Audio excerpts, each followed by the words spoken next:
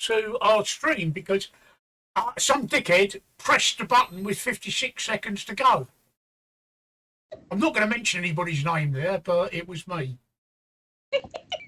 I fucked up even before the stream started tonight. Yeah. Good evening, everybody. What a wonderful 2 days of football we've had. I was absolutely stunned when Wales drew with the United States. So Saudi Arabia said, hold my beer. Then Japan said, no, you hold my beer. Unbelievable. Japan beating Germany. Who would have thought that, eh, Mickey? Well, yeah.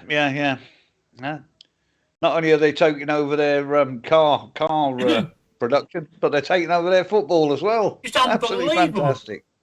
Unfucking believable. We've gone from 5 to 1 viewer already. Yeah. They weren't expecting us to be here yet. That's what it is. They caught me in the middle of bag squeeze, and they went, "Oh no." Oh, it went from 5 to 100 apparently, according to the subtitles. I reckon Japan only won because the ref listened to your version of the offside rule. What, Tracy's version? Yeah. Oh, I didn't even give my version of the offside rule, so you don't even know what it is. So. Well, apparently, when they're going towards goal. No, I didn't say that. Anyway, Tracy's noticed that I'm sitting in a chair. Look, I've got a chair behind me. And I've had to make myself a bit bigger, but it looks like I'm in the chair. Lean back and put your hands behind your head, and it actually, a minute ago, it looked like you were holding the back of your chair. All right, like that. But you've moved. You've got bigger now. So I told you I've got bigger. You say that a lot. No, what I'm saying is, now that you've made yourself bigger, oh dear, that's terrible. Okay. Why have we got a load of clocks in the background? I'm sorry, did she just say why we've got a load of cocks in the background? No, we've got a cock on screen. We've got 3 cocks on screen. 2 of them on the bottom line. Yeah, 1 on the top line. I need to, we'll need to keep an eye on I'm a Celebrity to see if the cock gets voted out tonight. If you look at the clocks, they represent all of the countries, 32 countries that are in the World Cup. Not like my last background, which represented countries that weren't in the World Cup. Switzerland and Russia being 2 of them, and the United Kingdom being another one. But these, I've checked, these are the countries in the World Cup. The flags are correct. So it's like the pub stream, except we're sitting in a football space, I guess. I don't know. Could be a classroom, could be a restaurant. It's a football space, all right? Yeah, no, it looks good. Nice and bright. I like it. Yeah. Looking up there at the Aussie flag, they got beat the other day as well. Yeah, well, yeah. This is turning out to be a World Cup of shocks. I mean, on paper, the United States should have thrashed Wales. But Wales drew, and it was a good result for Wales, especially the way they played in the second half. I must admit, I haven't seen the Saudi or the Japan game. I have, however, seen the goals. And they're excellent goals. They are excellent goals. Saudi's versus Argentina. Argentina scored from a penalty, which Messi took. Hello, best pal. But the 2 Saudi goals were actually exceptionally good goals. They were world-class goals. And they actually broke through the Argentinian defence. The Japanese goals, well, when I checked on the German match, it was half-time, and Germany were 1-0 up. And I thought to myself, here we go, this is going to be another big result for Germany. And then I forgot about it because I've actually been doing, I'll tell you what I've been doing a bit later. I've actually been doing shit today. And I missed the end of the match. I didn't see the end of the result. And the missus came in and said, oh, by the way, it's Germany have just lost to Japan 2-1. I thought, what? And I went and checked and I saw the goals, and I'm amazed. I'm absolutely amazed. What are you going to the World Cup as, best pal? A firework? He's going on his firework. Yeah. That's how he's getting there, isn't it? Dressed as a condom. Firework, yeah, going as a firework, obviously. So although Mickey and I are doing the same thing. We're both boycotting non-England matches, aren't we, Mickey? Yeah, well, English and Welsh I'm watching, that's all. That's it, that's all I'm watching. That's all I'm watching.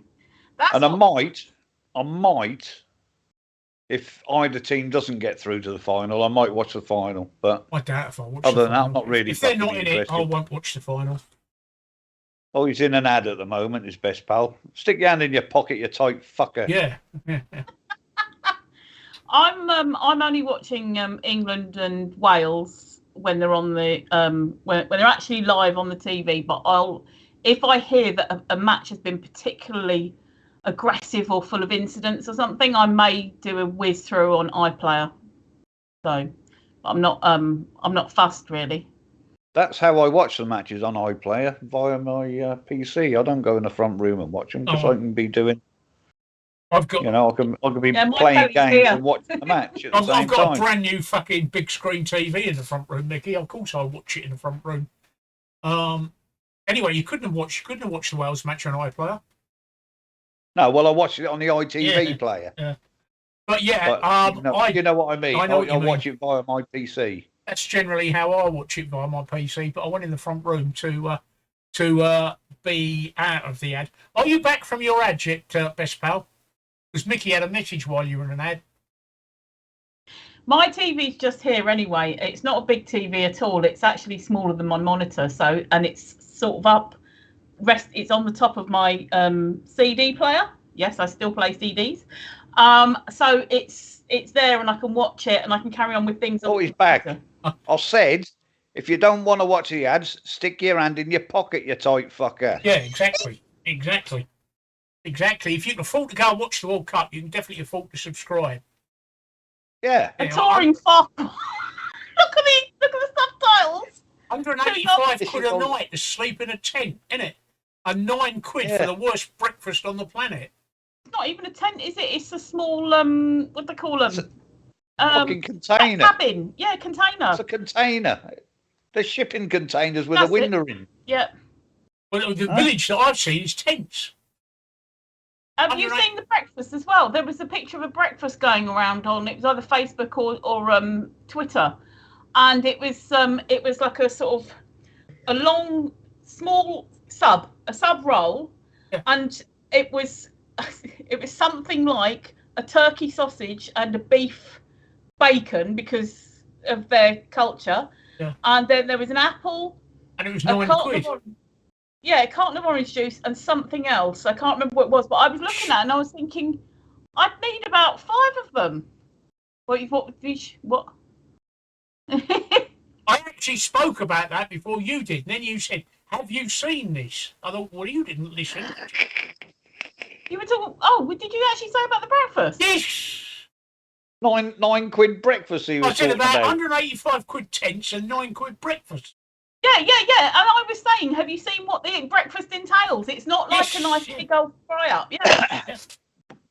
Find 9 quid Bradford Zero tournament. But it's ridiculous. I mean, the other thing is the Saudis have suddenly turned around and banned alcohol, haven't they? Prior to matches, which is an agreement. Yeah, but they had. I was watching a clip of the Aussies over there, Steve. Yeah. And they reckon that they're getting alcohol quite freely. Well, they would be. They're Australians. 9 quid. No, £14 a pint. Yeah. A guy reckon he spent $100 fucking within an hour on fucking beer. Well, they're Australians, aren't they? They can't play sober. Well, no, they can't do anything sober. No, I know. Oh yeah. And there was another guy, I think the Saudi Arabian. He walked from Saudi Arabia across the desert to go and watch his team play, which is I forget how far it is, but he said it was quite hairy, with wild animals and things walking across the desert. But it shows the commitment of the Arabs actually to get there, which I didn't expect. But there you go. Goes to show you, doesn't it? Yeah. Goes to show you.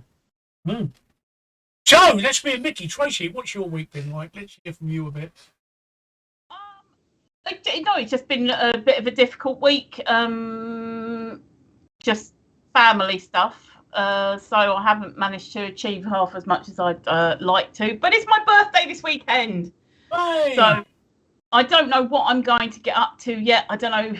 I haven't decided whether it's going to be a local pub or I might. So what? We're having a piss up Saturday night on stream, are we? Yeah. You two probably won't know. Or you going out? No, I'm not going out Saturday. I'm going to go out on Sunday, and Okay. there's a couple of things that one of my daughters said is happening that I might go to, like a sort of not a winter wonderland like Hyde Park, but they like a sort of Christmas fair and fireworks at the end and stuff. So I might go to that. So and then I'll probably get back from that and have a drinky poos. So yes, that's what I'm looking forward to. You sound healthy there, Mickey. I still want to get rid of this cough. So hang on, let me recap. You've got a cough that won't go away, and you've got a pain in your shoulder. Yeah. Right. Carry on, Tracy. Have we heard from Jim at all? No, I haven't heard from him at all. I haven't seen him in Discord either. Yeah, I'm a bit concerned because, I know he was saying about how the specialists were concerned about how the chemo might finish him off and that kind of stuff. So I'm hoping that he's just tired, like really feeling the effects of it and not anything else. So, right. Well, let me just have a quick look and see if I can find his Facebook, and we'll find out. Yeah, no, that'd be good, just because it's just simply because he was talking last week that he was going to come on stream on Saturday. That he's going to come on stream on Monday, and then you didn't hear a thing from him. Last post he made was on the 21st of November at just after 4 o'clock. 2 days ago. 2 days ago. So he is active. That's all right. Hey? That's Monday. So he is active. It's not like he's not been. That was Monday. That was the last post he made. Yeah. Yeah. Oh, that's good. So hopefully he's just recovering and what's not, you know what I mean, just getting through it. Yeah. So, well, how's your week been, Mickey? Been a quiet one. Yeah? Haven't been anywhere and done nothing since Monday. Lovely. Absolutely nothing. In the choir on? You were in the choir, according to the subtitles. Bumbling anywhere Donaldson said Monday, but said nothing. Donald's off tomorrow, so no doubt I'll be dragged out shopping. Oh, got to get Christmas done. Oh, my God. I'll be glad when it's over. I say it every year. I'll be glad when it's over. Apparently you're going to Bolton tomorrow, so there'll be dragons shopping. Well, that's right. That will be. Bold lemons. Oh, dear. Best pal's going to the England and Wales match. Lovely. That's next week. Night. But he won't. He can afford to go there, but he won't subscribe to our channel. Yeah. Yeah. He likes the passionate week apparently, but next week. What was I picked? One of the things that I picked up on, right, where are we? Right, this is something that I saw the other day and I completely forgot on Monday. AI cameras catch 590 people without seatbelts in Devon and Cornwall. Without seatbelts. Honestly, people still not wearing their seatbelts. Why? 600. It says since the end of September, the incidents were detected by ACOM cameras which use artificial intelligence to capture offences. The cameras caught 590 people not wearing seatbelts and 40 people driving whilst using a mobile phone. Now, I would have thought that would have been the other way round, like loads more people using or interacting with their mobile phone and 40 people not wearing seatbelts. People have described the figures as alarming. And there was other speeding. There was speeding offences detected along with other bits and pieces and stuff. But I just Mickey, there you go. Sorry, yes, carry on. Thank you. What's that in aid of? I don't know. I just thought that you had one of those. I've given you one of those. Thank you. I've got my hand up. I've got a question, Tracy. You carry on. Oh Oh no, but that was it. I just I saw the article and I thought I would have thought that they would have caught a lot more people interacting with their mobile phones, because seatbelts are the thing that you do. It's been since the 1970s. You wear a seatbelt. You get in. The first thing you do is put a seatbelt on. Most cars nowadays go beep beep beep beep beep beep beep if you haven't got your seatbelt on, and some cars detect if somebody's sitting in the passenger seat without putting their seatbelt on. So it's an incredible amount of people who are risking their lives, and not only that, they're risking other people's lives, because if you go flying from your back to the front, you can kill other people. Well, what I was going to say, Tracy, is did you know that I'm medically exempt from wearing a seatbelt? I don't have to wear a seatbelt. And I've actually got an exemption certificate, which is in the car, which is a yellow piece of A5 paper or yellow piece of A5 card. Now, there's no way the cameras will know. There's no database to find out if you're medically exempt. All you've got is a little A5 card signed by the doctor.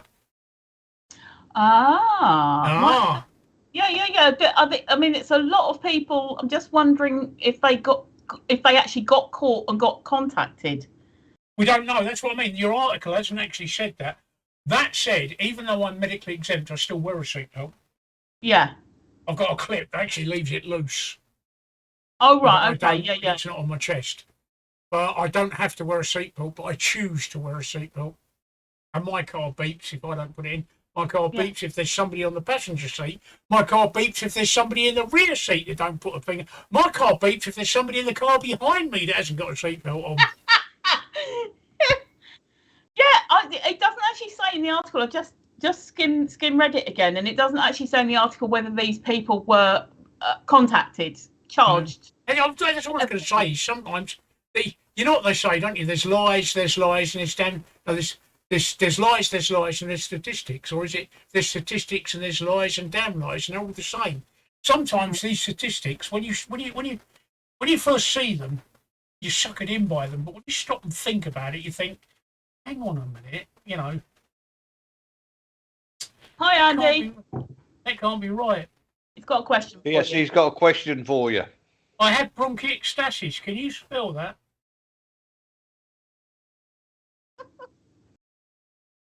I'm exempt because I had bronchiectasis. Yeah, he was typing when you were answering. No. No. Well, I had bronchiectasis. To prove it, I'm giving a little cough. It is a chronic, incurable, degenerative lung disease. I can't wear a seatbelt because sometimes I really need to take a deep breath, and the seatbelt holds me back from doing that, even with a tensioner on it. So that's why I'm exempt. Yeah. I choose not to. I choose not to use my exemption, and I wear a seatbelt. But I've got a little bracket that somebody 3D printed. That's it, bronchiectasis. You did spell it right. Well done, Mickey. Did you Google that?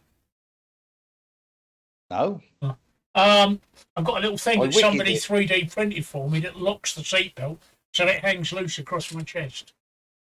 But I could, if I wanted to, not wear a seatbelt, but I don't feel comfortable not wearing a seatbelt. Yeah, I think it would. I'd feel extremely loose in the car. I'd feel really. I like the feeling of. I mean, they're annoying because the way that it is always is like that on me because I'm short and wide.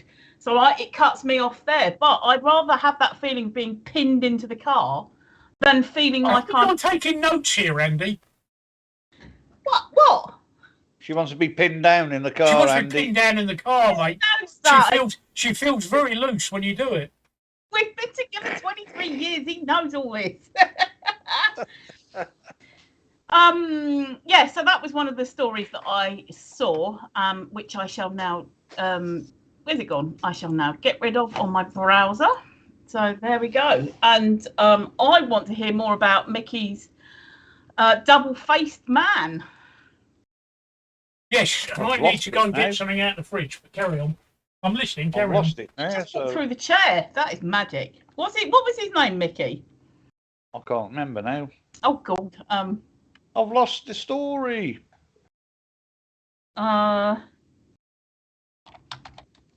But never mind.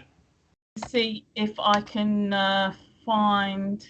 His first name and his last name began with the same letter.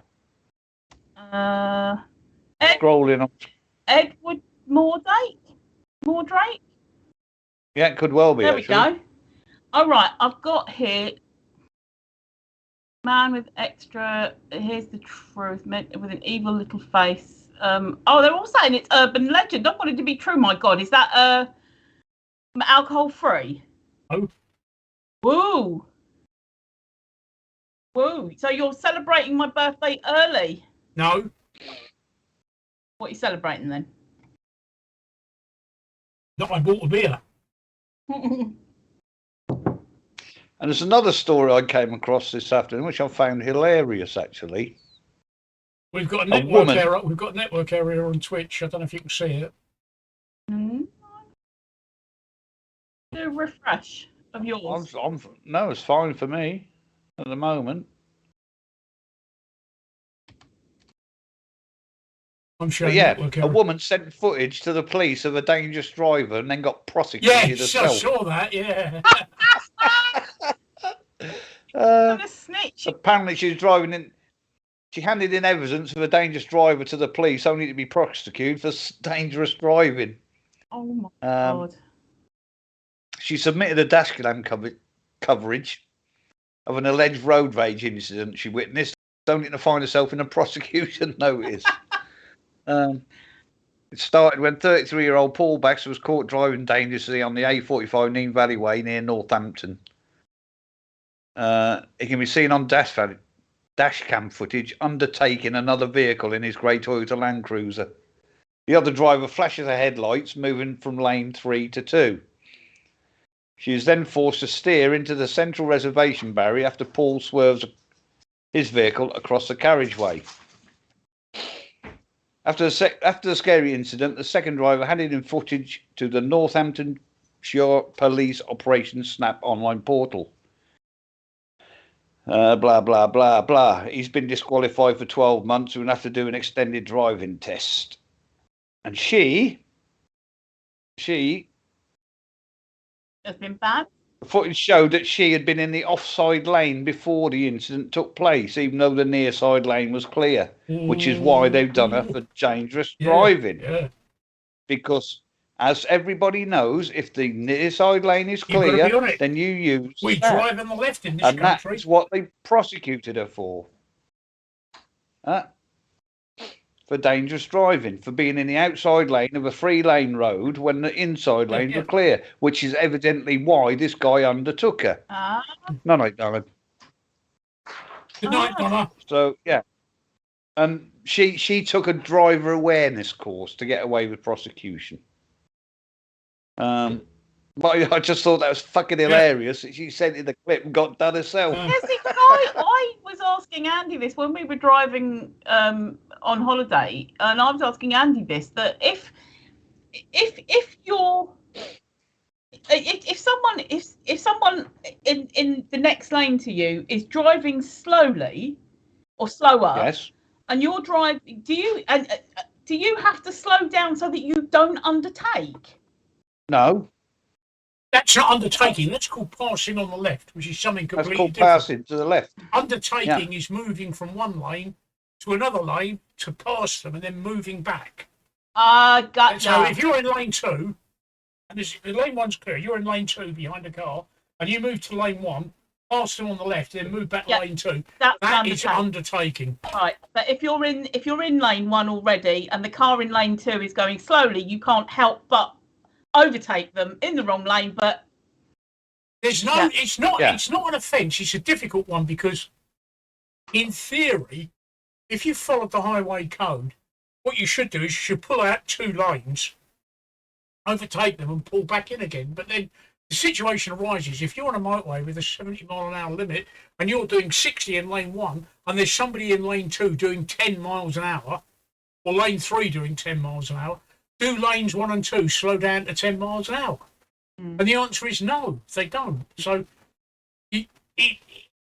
there's no specific law against it, but there's a definite distinction between passing on the left and undertaking. undertaking is dangerous driving. Passing on the left is not. I pass on the left. There's been a couple of times where people have just suddenly tried to pull into lane 1 in front of me without checking their mirrors. So it is a dangerous thing to do. Yeah. But it's not illegal. So there is a distinction between passing on the left and undertaking, if that helps. Yeah, no, that's cool. That's interesting because, you know, there were plenty of times where we were, you know, trundling along and then the lane 2 was, or a car in lane 2 was going slower and things. And, yeah. No, it was what it is, right? You just carry on at your speed. I'll tell you what it is, right? And Mickey, what happens if there's a queue of traffic and the traffic in lane 2 is actually going at 40 and you're going at 60 in the lane 1? Carry on you going, keep going. You ain't going to slow down to 40 to keep up with the traffic on your right. So actually, you're passing on the left. And Mickey will confirm this, is speedometers, right? Because HGV speedometers are calibrated every couple of months, so they're very accurate. Car speedometers are about 10% out, and they read under, not over, by 10%. So if your car speedometer is reading 70, you're actually probably only doing about 64 miles an hour, which is why when you're doing, if you're in a 60-mile-an-hour limit, or these you go through these slow roadworks with 50 and 60-mile-an-hour limits, and you suddenly find an HGV passing you, and you think, haha, you're going to get done by an average speed camera. They're not. It's because their speedos are more highly calibrated, and they're doing exactly 50, and you're actually only doing 45, although your speedometer's reading 50. And in my car's got a digital speedometer, not a. Yeah. It's a proper digital speedometer. And I've actually in my car, when my speedometer says 70, on my display on my car, it's also got my display, my computer on the car tells me what the speed limit of the road I'm on is and what my true speed is. When my speedometer is saying 70, my car is saying speed limit 70, you're only doing 64. Mm. Yeah. So that's what it is. You're coming along and they're in the middle lane and they're convinced that they're doing 70 on their speedometer. They think, I'm staying in this lane because it's the middle lane. And that is the problem. The problem is when motorways first came out, they were called the slow lane, middle lane and fast lane. That was the mistake, and that's ingrained into people's heads. It's like road tax. Nobody has paid road tax in this country since 1934, but people still call it fucking road tax. It's not road tax, it's vehicle excise duty. But it's a saying. It's like people saying slow lane, lorry lane, fast lane. They haven't been called that since the 1960s, when the government decided they call them lane 1, lane 2 and lane 3 because calling them fast and slow encouraged that sort of behaviour. Because psychologically, you're going to think lane 2 because you're too fast for the slow lane and too slow for the fast lane. Yeah. But and you're not called that anymore. And you're going to think, I want to go a bit slower, so I'm going to go in the slow lane. And if I want to go a bit faster, I'll go in the fast lane. But it's not. No, it's not. It's they changed the naming in the 1960s because of exactly that. But people have got it ingrained in them. It's still called the fast and slow lane. I mean, whenever I have this conversation with people, I say, they're called the fast and slow lane, are they? What's the speed limit in the slow lane then? Well, it's 70, isn't it? What's the speed limit in the slow lane on the motorway? Well, it's 70, isn't it? So what's the speed in the fast lane on the motorway? Well, it's 70, isn't it? So they're both the same speed limit. So why is one fast and one slow? You know, well, they call it the lorry lane. That's the other thing that makes me laugh. They call it the lorry lane. Yeah. But actually, technically... That's because we're limited to 56. Technically, well, unless you're an Irish driver. Oh, yeah. I remember when I was an HGV driver in the 70s and 80s, Mickey, they were a fucking nightmare, they were, and Johnny Flip Flop as well. But the Irish drivers were worse. Johnny Flip Flop. Hey? Johnny Flip Flops are fucking terrible. Yeah, but the Irish drivers going to Holyhead, absolute nightmare. You'd be on the M4 doing 56, they'd be coming past you doing 80. Mm-hmm. Yeah, flick the switch. Yeah. But there you go, Tracy. It's just psychological. It's like people still fucking call it road tax. Yeah. Yeah. No. That's interesting. It was just like I said. It was one of those things that, you know, I'm not a driver, but I observe the driving environment, if you see what I mean. And I like to learn. I like to know. I like to know when I'm supposed to be telling Andy off. No, it's quite. As long as the lane outside you is going slow, and there's no need for you to slow down. You don't have to. Yeah. But the point with that woman who got the points was she was sitting in the fast lane when the other lanes were clear. Yeah. That's why they did it, for dangerous driving. I got it now. I understood that, because she shouldn't have been sat there. She should have been sat. Yeah. Did Nicky just say she was sat in the fast lane? No, I Yeah, didn't. he did, didn't he, Tracy? Outside lane. No, he didn't. No, I Yeah, didn't. he did. Didn't he say? Didn't he say in the fast lane? I'll replay it. No. I guarantee. I'll replay. I guarantee he said fast lane. I probably You did. fucking did. Hang on, I'm just replaying it. I probably did. Yeah, you did. You said sat in the fast lane. He knows. She was sat in lane 3 when she should have been in lane 1. Oh. But something about rubber dinghies, he just said. So it wasn't anything to do with Exactly. fast lane. She was in a rubber dinghy. He's got a tumour Tumour satellite, satellite. yeah, to lead. But yeah, that's why she got prosecuted. It was because she was in lane 3 when it was the rest of the road was clear. Yeah. Can we change the subject? Yes, please. We could change whatever you like. Tracy, Oh, mothers that kill paedophiles. yes. Real. Oh, when I saw this earlier, of course, I'm not condoning or advocating anybody goes out and does this, but there's just something. Oh, she took the law into her own hands, and that's basically why she got done. And she knows, and she admitted it, and everything like this. Do you want to actually stop? Do you want to give a little preamble first? Yeah, so yeah, people yeah. know what Sorry, you're yeah, talking yeah. about? Basically, there is a mother, Sarah who, Sands. Sarah Sands. All right, and she had, I don't know how many children she actually had, but she did have 3. Okay, well, so 3 boys, and she got a next door neighbour who had changed his name to get away from, so that she couldn't find out his past, that he'd been done for being a paedophile. 24 separate convictions. Yeah, and she thought he was a lovely person. She would cook meals for him and chat to him outside his house and everything like this. And it turns out all this time he was abusing her 3 children. All 3 of her children have been abused by him. So she wanted to confront him. He got done by the police, but then he got released. Between the police arresting him and his court date, he was released back into the community to go and live back at the house next door. So she packed up all her stuff with her children and went to live at her mum's. She went back to confront him, as in, why did you do this? And she took a knife with her, which she shouldn't have done, but she did. And she said she was only going to confront him, and it was only going to be kind of like something to give her bravery, that kind of stuff. But when he basically said, your children are lying. So she started stabbing him, and she stabbed him enough times that basically he died of bleeding. He bled to death. Now the police caught her. She was put in prison. Yeah, the children were sort of upset about it, but also they're, and they had to work. The police didn't catch her. She handed herself in.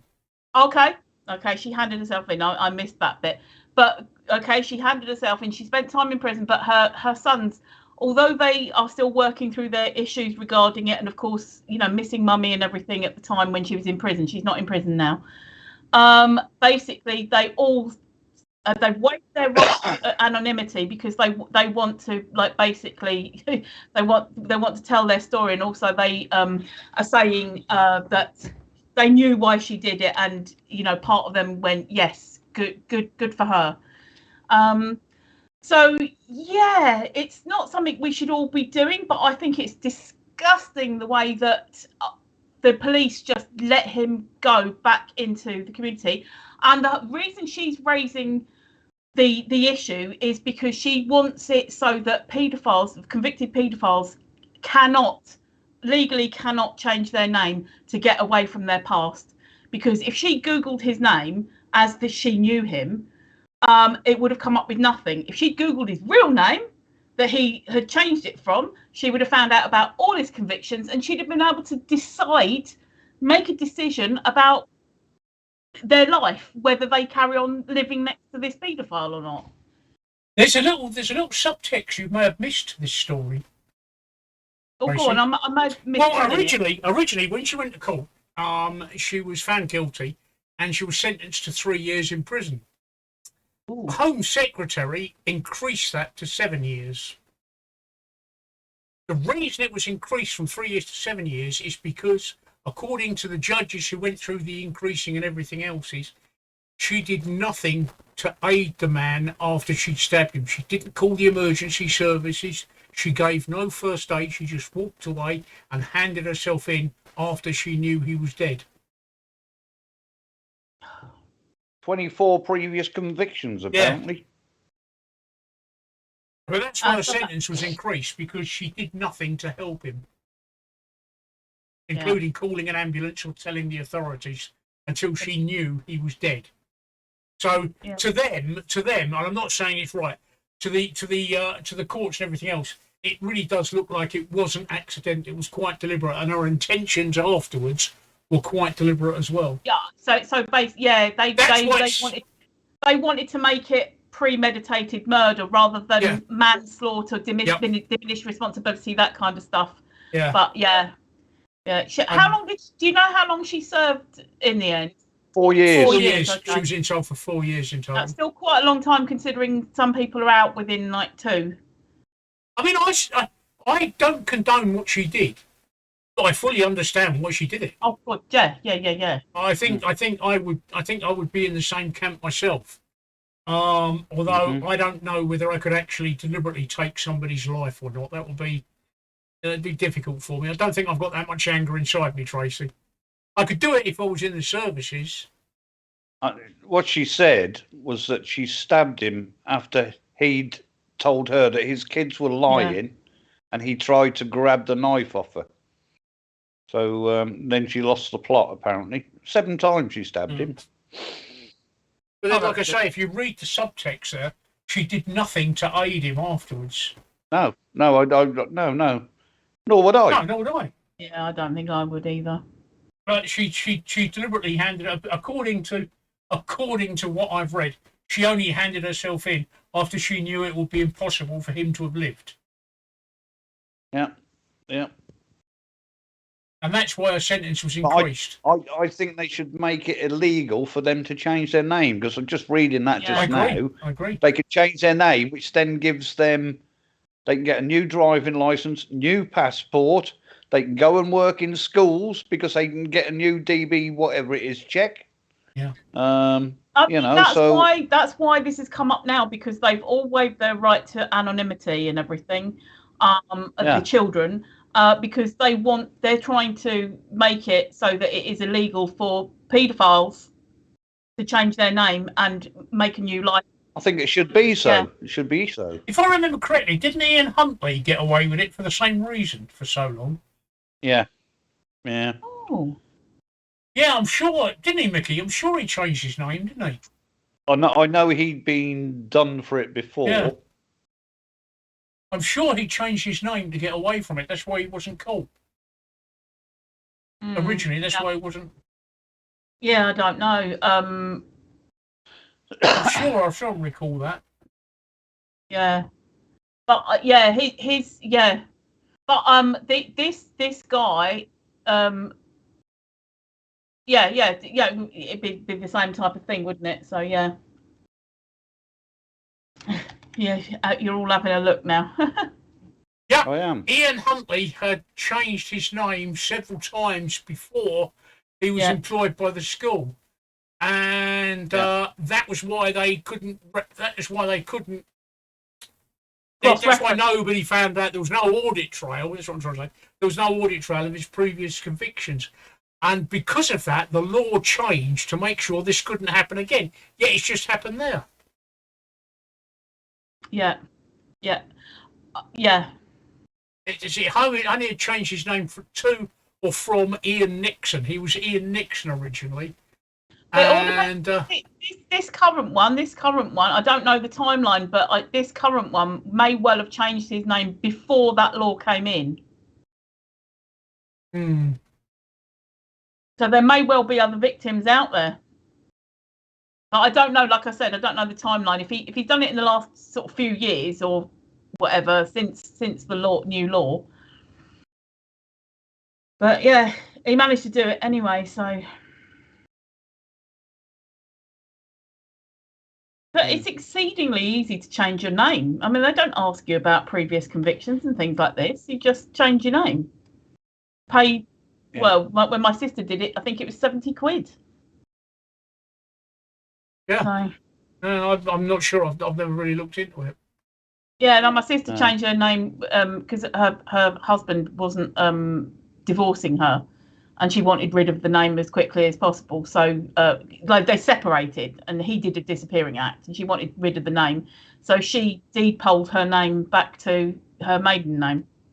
And I think it was something like 70 quid, maybe 80 quid. But she didn't have to sort of provide previous conviction stuff or anything like that. But when you apply for passports and things, you're actually supposed to tell them what previous names you were known as. But I guess that it's not a foolproof way, that if you don't stump up the information, they're not going to look. No, that's true. All you've got to do is tell them it's your first application. Yeah, exactly. Yeah. No, I mean, it's just cases like this will make the law change and strengthen the case for this. So I agree. I think the conclusion of the article, if you're probably reading the same article that I did, Mickey. The conclusion of the article is that if you change your name, it must be reflected on your passport and driving license applications. Not necessarily on your passport itself, but on the applications. No, but on the application, So that authorities, there is an audit. I like that phrase, audit trail. There is an audit trail. Yeah. Oh. Who attacked? What's going to happen? All items are 3 for 3 60 seconds, for all right. 60 seconds. Go on then, attack. Oh, what are they doing? I just clicked something. Nothing's fucking happening. You have to click on the attack button.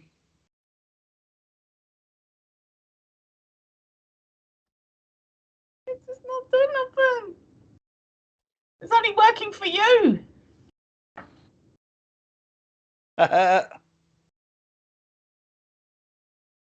Oh.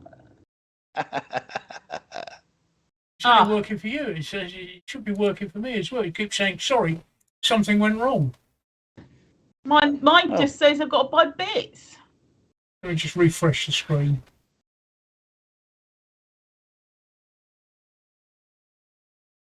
And now mine says no items available. Oh, no. It says click anywhere in the stream below to attack. No items available. I think I might have missed my opportunity there. Oh, boo. Boo. Boo. Boo. Boo hiss. Boo hiss. What else did you put in the thingy? And you know, those 5,000 bits were all me. I can probably believe it, Mickey. I can probably believe it.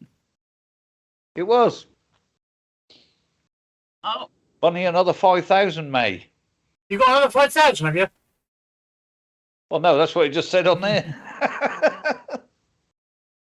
We've got 5 viewers, so they all missed out their opportunity unless it was broken, because I couldn't do it. Oh, well. Yeah, I couldn't do it either. That's annoying. Oh, right. Matt Hancock is still in the jungle.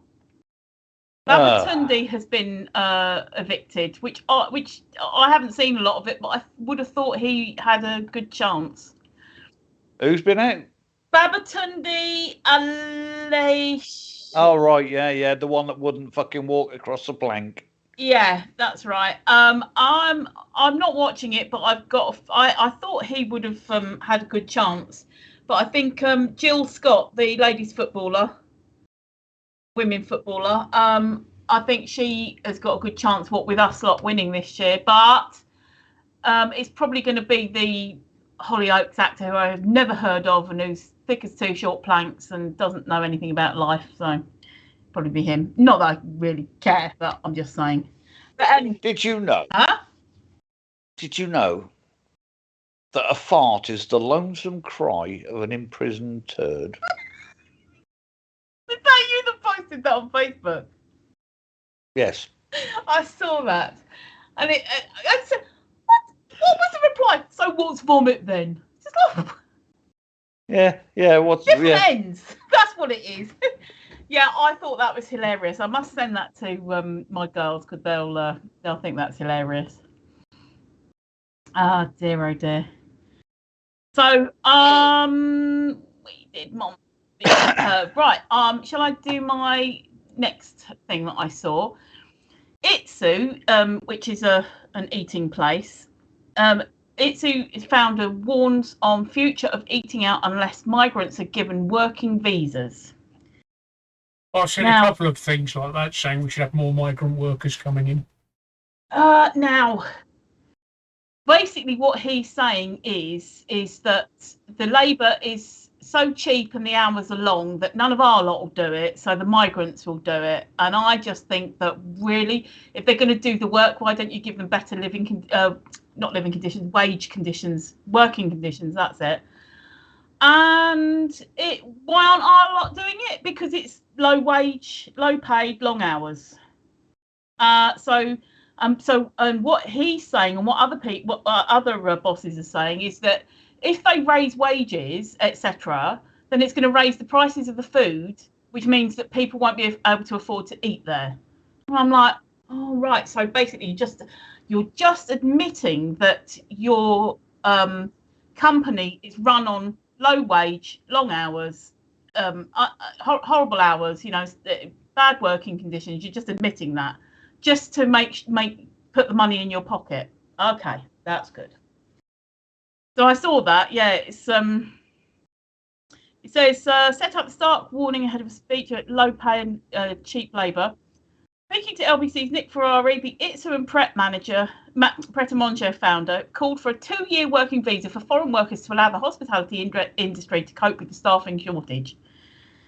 Everyone knows the inflation in all restaurants, hospitality, hotels, pubs, cafes is appalling. Now, some places can't even open because the cost of staff has just gone through the roof. So basically, just wants... Well, all I've got to say to that is why aren't they paying these migrants, immigrants, whatever you want to call them, the legal minimum wage? Yeah. Surely that must be illegal for them not to. No. Exactly. So they don't want to shout too much. Exactly. Because if somebody's got a right to work here, they must have the same workers' rights as we have. Yep. Which means that they're entitled to the minimum wage, as far as I'm concerned. Yeah. No, I agree. So where are they coming from all this shit? What, they paying them £3 a fucking hour and living in 10 in a caravan or something? Well, exactly. Is that what they want? That's exactly. This is what is annoying to me. When they say migrant workers, they mean the people who are coming here temporarily, but economically or whatever. They're possibly not planning to stay in Britain, but they're here to experience the UK. But if they're doing the job, yeah. If they're doing the job, then they should be paid the minimum wage the same as anybody else. I thought they had to by law. So did I. So why are they squealing? My wife works in a cafe, which is, as far as I'm concerned, the catering industry, for minimum wage. Yeah. So why are these people saying that they need immigrants to come in and work for less? Yeah. It's illegal for them to do so, surely. What you would think. That's what you would think. What made me laugh during the Brexit debate, prior to Brexit, prior to the referendum, is a lot of people would say is, I'm voting Brexit because of all these immigrants coming over here and taking our jobs. Well, now we've had Brexit, and now all the immigrants aren't allowed over here. Where are all these people saying the immigrants are taking their jobs? Why aren't they doing the immigrants' jobs? Yeah. Yeah. exactly that. Yeah. You know, that's what I want to know. Why aren't you doing the immigrants' jobs? You complained about them taking your jobs. Well, they're not here now. Go and do their job. Why aren't you? I voted for Brexit, but not for that I reason. voted for Brexit, but not for that reason. I voted for Brexit because I voted for Brexit because when we went into it, way back whenever it fucking was, 1974. it was a common market. It was a common market. Now it's a confederated states of fucking Europe. That's exactly why I voted for Brexit, because I didn't want to become the United States of Europe. No, and that's why I voted. Exactly why I voted Brexit. Fuck all to do with immigration. Do I regret it? No. Would I do it again? Yeah, yes. me too. Fuck all to do with and immigration. And it's got nothing to do with immigrants. Nothing at all. Nothing at all. There you go, Tracy. I'm also a member of the Conservative Club. The Conservative Party. So I've mentioned that. Yeah. You keep telling us that, and like, boo. I'm not a member of any party. I'm not. My dad was a very proud, lifelong member of the Labour Party, to the point where we used to help do the canvassing and putting leaflets through doors and things in them. Bomb our member of anybody. Bomb our member of anybody. Oh, anarchy. Yeah. Oh no, member of anybody and her. Oh dear. Oh, I think they're fucking great. But yeah, we should have better working conditions. You know, why are British people not wanting to work these jobs? Why are they having to rely on cheap labour, longer hours, worse working conditions, stuff? Why should, like you said, if they're coming here to work, why should they accept less money, worse working conditions, and things like that? Yeah. So they should, and they don't. So why are they saying it's cheaper to employ them? It can't be, because they surely must have to pay them the minimum wage. But it's also, why haven't we got enough people? When you've got so many people, because they're too fucking lazy to get off their ass. Now, to me, anybody that is able to work, and I discount fucking people who are disabled, got medical conditions, anything else like that. Anybody who isn't disabled or anything, anybody who is able to work, after 6 months on the dole, they said, right, 3 jobs here, take your pick. If you don't take it, we'll stop your money. Mm. Get them off the bloody arses. And like I say, it's people who are able to. I know all disabilities aren't visible, and that's what I'm not saying. I'm saying anybody with a genuine disability, illness, whatever, fair enough. Those who are able to work and capable of working should be made to work. The Italians have got a right-wing government that's just been elected, and their new Prime Minister, a woman, she said exactly the same thing, Mickey. In fact, they're changing the law so that if somebody on their version of the dole refuses a job, they stop all benefits. Yeah. I just want to add that up until 2019, up until 2020, March 2020, from the time I was 17, which is 1976, until 2020, I'd never been out of work and I'd never been on the dole, and I've paid my taxes and my dues and my national insurance, everything, for all those years, until I was forced by COVID to retire early. I'm medically unable to work now. Well, to be honest, I worked for 51 years up till I retired, and in all that time, I think probably total in that 51 years, I probably had a year where I was unemployed, and that wasn't all in one go. That was a bit here and a bit there. I mean, like the last time I got made redundant, I was unemployed for less than a month before I was back in work. The jobs are out there if you want to go and get them. Exactly. But again, I mean, to be honest, for the past, since 1985, 85, when I meet Donna, 84, since 1985, I've never applied for a job. People have always come to me and said, do you want to come and work for us? And I've always said, well, if you pay me a little bit more, then I'll come. And honest, since 1985, people have always asked me I knew a to hooker come and like work that. for them. Because they knew my work ethic, Steve. Because these were companies He that missed that, Tracy, didn't he? I was lorry I heard driving, it. I was subbing to them, and they'd say, well, come and work for us then, You'd always say that if you pay me a little bit extra, I'd come. Yeah. So I did. I And now I'm retired, I'm wishing I fucking hadn't. You and me both. I'd give anything to work with you. In fact, I am working. I'm just not being fucking paid for it. Yeah. No, not the streaming, but I'm talking about my YouTube channel, which I'll talk about in a minute. But carry on, Tracy. I'm going to go and have a piss. I was going to say, since the age of 15, I have only ever been on the dole once, and that was for 6 months. And that was actually later on. That was in around about 2010. So it's not like it was in my early life. Now, there has been periods where I haven't been out at work because I was having had a baby and things like that. But I always, everyone's buggering off. But I always, I know. It's just funny because I started talking and Steve left and then you left.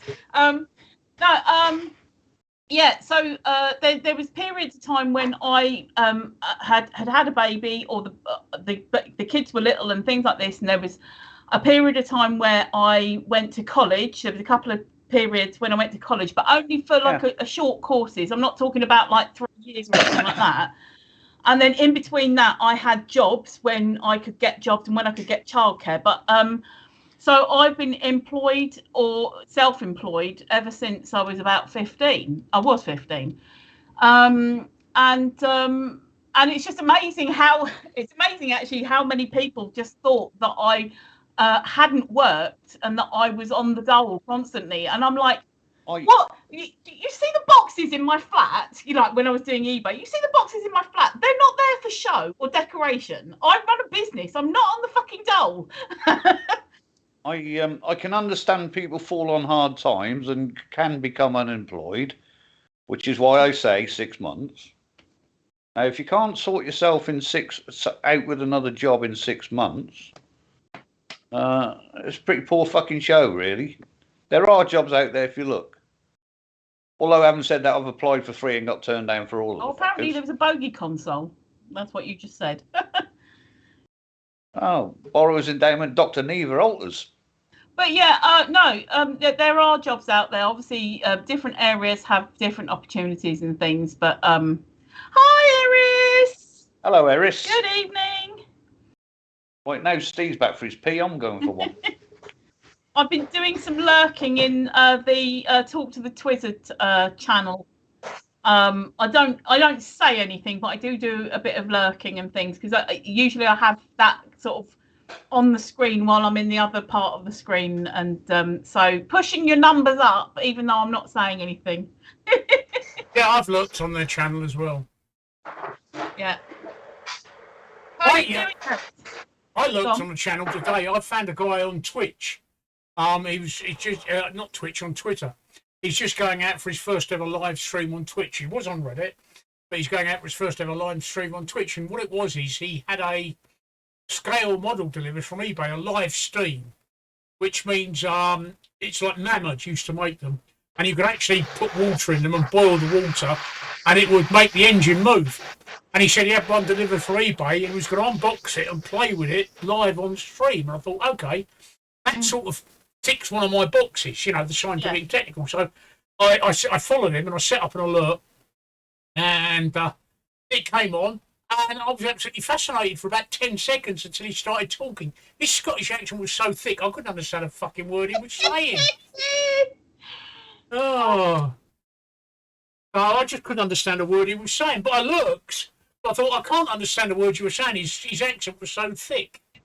Yeah. But coming back to what you were saying, I mean, originally, Twitch is, or I hope, one day will be my retirement fund. But it just hasn't taken off the way that I would like it to have taken off. But that doesn't mean that I'm disheartened. But I would like it to give me an income.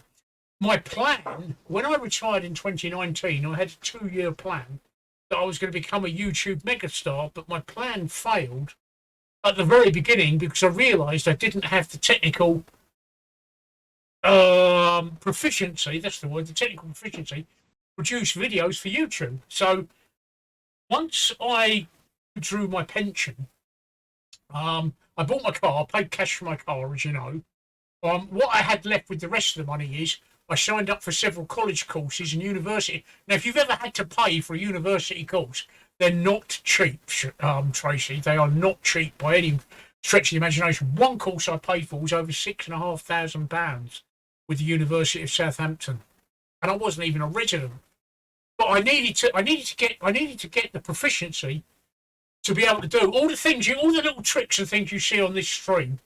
I've only been able to do since I started in 2019 when I set out on this plan to do it. So I went on several college courses. I went on a university course and several online courses as well to learn the proficiency to get to the stage where I was proficient enough to produce the content that I wanted.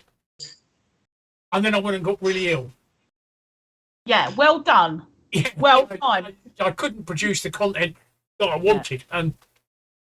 And funnily enough, I put an article on my blog. I don't know if you read my blog, do you? That's not the stevewoodmore.com, that's woodmore.co.uk, which is my personal blog. It's a WordPress blog. I think I've dipped in. Yeah. I think. But if you say what you talked about, then I'll be able to what you're going to say. I'm telling you exactly what I've talked about. Yeah. Exactly this. What I'm talking about now. I saw something pop up about it. No, I haven't read it. Okay, right. We're going to have a quick look now while I'm talking. Woodmore.co.uk. And what it is that I got to the level where I was able to produce the content that I wanted to do. I could film it. Where I was being let down was the editing and doing all the things like titles and subtitles and colour grading and LUTs, which are lookup tables and things like that. So I lacked that proficiency, but I finally got it. And then it all went downhill in 2020 when I got really ill. And just today, even though my eyes have been watering like crazy, if you read my latest blog article, you'll see that I'm halfway through my chemotherapy treatment. I'm actually starting to feel quite good, even though I've got some symptoms still of side effects. But today, I actually managed to produce 2 videos from scratch, and I've got them on YouTube. Fantastic. Oh, that's good. Certainly got them on YouTube. 2 videos, and they're very important videos because they're tutorial videos like I've done before with DaVinci Resolve, which I can't at the moment because the latest version of DaVinci won't work on my machine. No, it's not. It's not because my machine's out of date, because the latest version of Premiere does. It's because it's a problem with the way that DaVinci have written it, and it won't work on my machine. It doesn't recognise the AM Radeon 5800 latest driver. So the only way to make DaVinci Resolve work. Thank you so much. Yeah, we'd love to. We'd love to see this stream do well as well. Yeah, we'd love to see this stream take off. And it's not for lack of trying. I would love to see this stream do well. I haven't seen anything like this on Twitch, like older, not calling you old, we are, but you know what I mean. Old. Very unique and streams that can take off. Yeah, that's the thing. I think it just needs more people spotting us. It's being in the right place at the right time. And also, obviously, maybe somebody spotting a tweet we put out or a bit of content we put out on YouTube, like Steve's just saying, and things, and just the right eyes seeing it at the right time and then going, oh, hold on, that looks good. Because we actually got 20 viewers the other night because there was a whole sort of group of people found us in one go. And then there was another group of people sort of found us in one go. It's that kind of stuff. So it's like friends of friends, all like little communities finding us, liking us, joining us. It's not so lack of trying though, is it? No. But I think, again, it's going to be time of year because people are out. People are thinking of Christmas. People aren't thinking of sitting here watching Twitch. We might actually find that once Christmas is past and people are in with their new devices and going, oh, I wonder what Twitch is all about, we might pick up then. You know, I think our first stream on Twitch was about. My first stream on Twitch was about March. These guys joined. When did you join me? About the end of July, June, July. My first was the 25th of July. 25th of July, yeah. So Mickey's will be about the same, wouldn't it, Mickey? Around about Mickey the middle of July. No, probably about 3 weeks before. Yeah, July. So I've been on Twitch since March, and Mickey has joined me first, and then Tracy followed. So I've been on Twitch since March. I was doing it on my own, but I have to be honest and say, I used to watch to take the piss. yeah, yeah. Now you come on stream to take the piss. Yeah. So I was on Reddit for longer. Yeah, and also the thing is, Eris, as well, is that there's probably shorter streams than yours as well. So whereas you might be doing a few hours at a time, a few times a week, when Steve was doing it by himself, it may well have been, I can't remember, Steve, but like an hour and a half maybe or something. Sometimes it was 4 hours. It was hard work. Oh, right, yeah, yeah. And then we joined in, me and Mickey joined, so it made it more possible for a 4-hour stream to happen. But again, what with Steve's cancer and chemo treatment, sometimes it's had to be cut short. Like the Monday, his eyes were streaming so badly with the chemo treatment that we had to finish after just over an hour, which is unusual for us. But there's been times that we've done 4.5 hours. Yeah. Yeah, there you go. And I bet you sort of you stick to, well, mind you, we do stick to consistent days. I will say that we stick to the days, and we don't fart around different days. And should we do Sunday this week? Should we do Tuesday this? We stick to a schedule. So still trying to we're doing all the right things. It's like you say, Tracy. There's also an element of luck. I mean, the biggest problem we've got is we are 12 years behind everybody else. Yeah. That is our biggest problem, because all the big streamers made it 12 years ago. That's when we should have been there. 12 years ago. So we've got 12 years to catch up on. And I think for what we did, making affiliate as quickly as we did, and it was really quick. We made affiliate in under a month. I think that was good going. Yeah. Just like, how the hell did that happen? Where did that come from? Yeah, that's one minute it was like, oh, we might make affiliate by Christmas, and then next minute it was like, hang on a minute, it's middle of summer still, and we've made affiliate. Yeah. So, it's just a case of it will happen. I'm sure it will happen. It will just be the right person watching at the right time, and go from there. Problem is, Twitch has got a bit of a reputation. That's the problem. Twitch has got a reputation. I mean, even before I started streaming on Twitch, when anyone mentioned Twitch to me, right, I'd think of tits. No, seriously, I would. Because the only... I thought of gaming. I honestly thought it was for gamers, and that a leads lot of me it is gaming. A lot of it is... A lot of the channels I watch are gaming channels, to be fair. But then I see Amaranth is back. Yes. The other night she was waggling her ass in a fucking hot tub. That's what I think. That's what I thought of Twitch. So after about 30 seconds admiring her ass, I turned off. Yeah. Do you mean because you can only admire somebody's ass for so long, can't you? In a bikini. Eris, do you mean audio podcasts? Because I think that was something that Steve was looking at. I did do for quite a while, but I didn't think it justified. It justified the amount of editing that I had to do. I've got to be careful with audio podcasts. I can't let it go out raw, so I have to be careful. But yeah, I have got a podcast up, and I do occasionally turn the episodes into podcasts. But like I say, the biggest problem, Eris, has been my health, and it means that I can only get so much done. And I've got a whole list of things to do. Like Tracy wants me to make some fucking stop motion videos. And I've got for your YouTube though. Your YouTube would just be like a nice little sideline to your YouTube. Yeah, like the other sidelines I've got on my YouTube. I've got a whole fucking list of YouTube videos that I've got to be making. It's Eris wants you to throw it up your hole, Steve. Yeah. Yes, I know I can throw the whole stream up without editing. However, I do tend to say fuck and cunt a lot.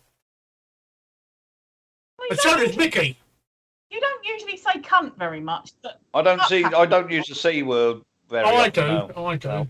I do. I'm not particularly keen on that. But Right, there do you you go. know what? When I was a kid, right? Listen, true story, right? When I was a kid in Hackney, right, there was this old boy that everybody knew that used to sit in the pub. The pub was actually the Blind Beggar pub.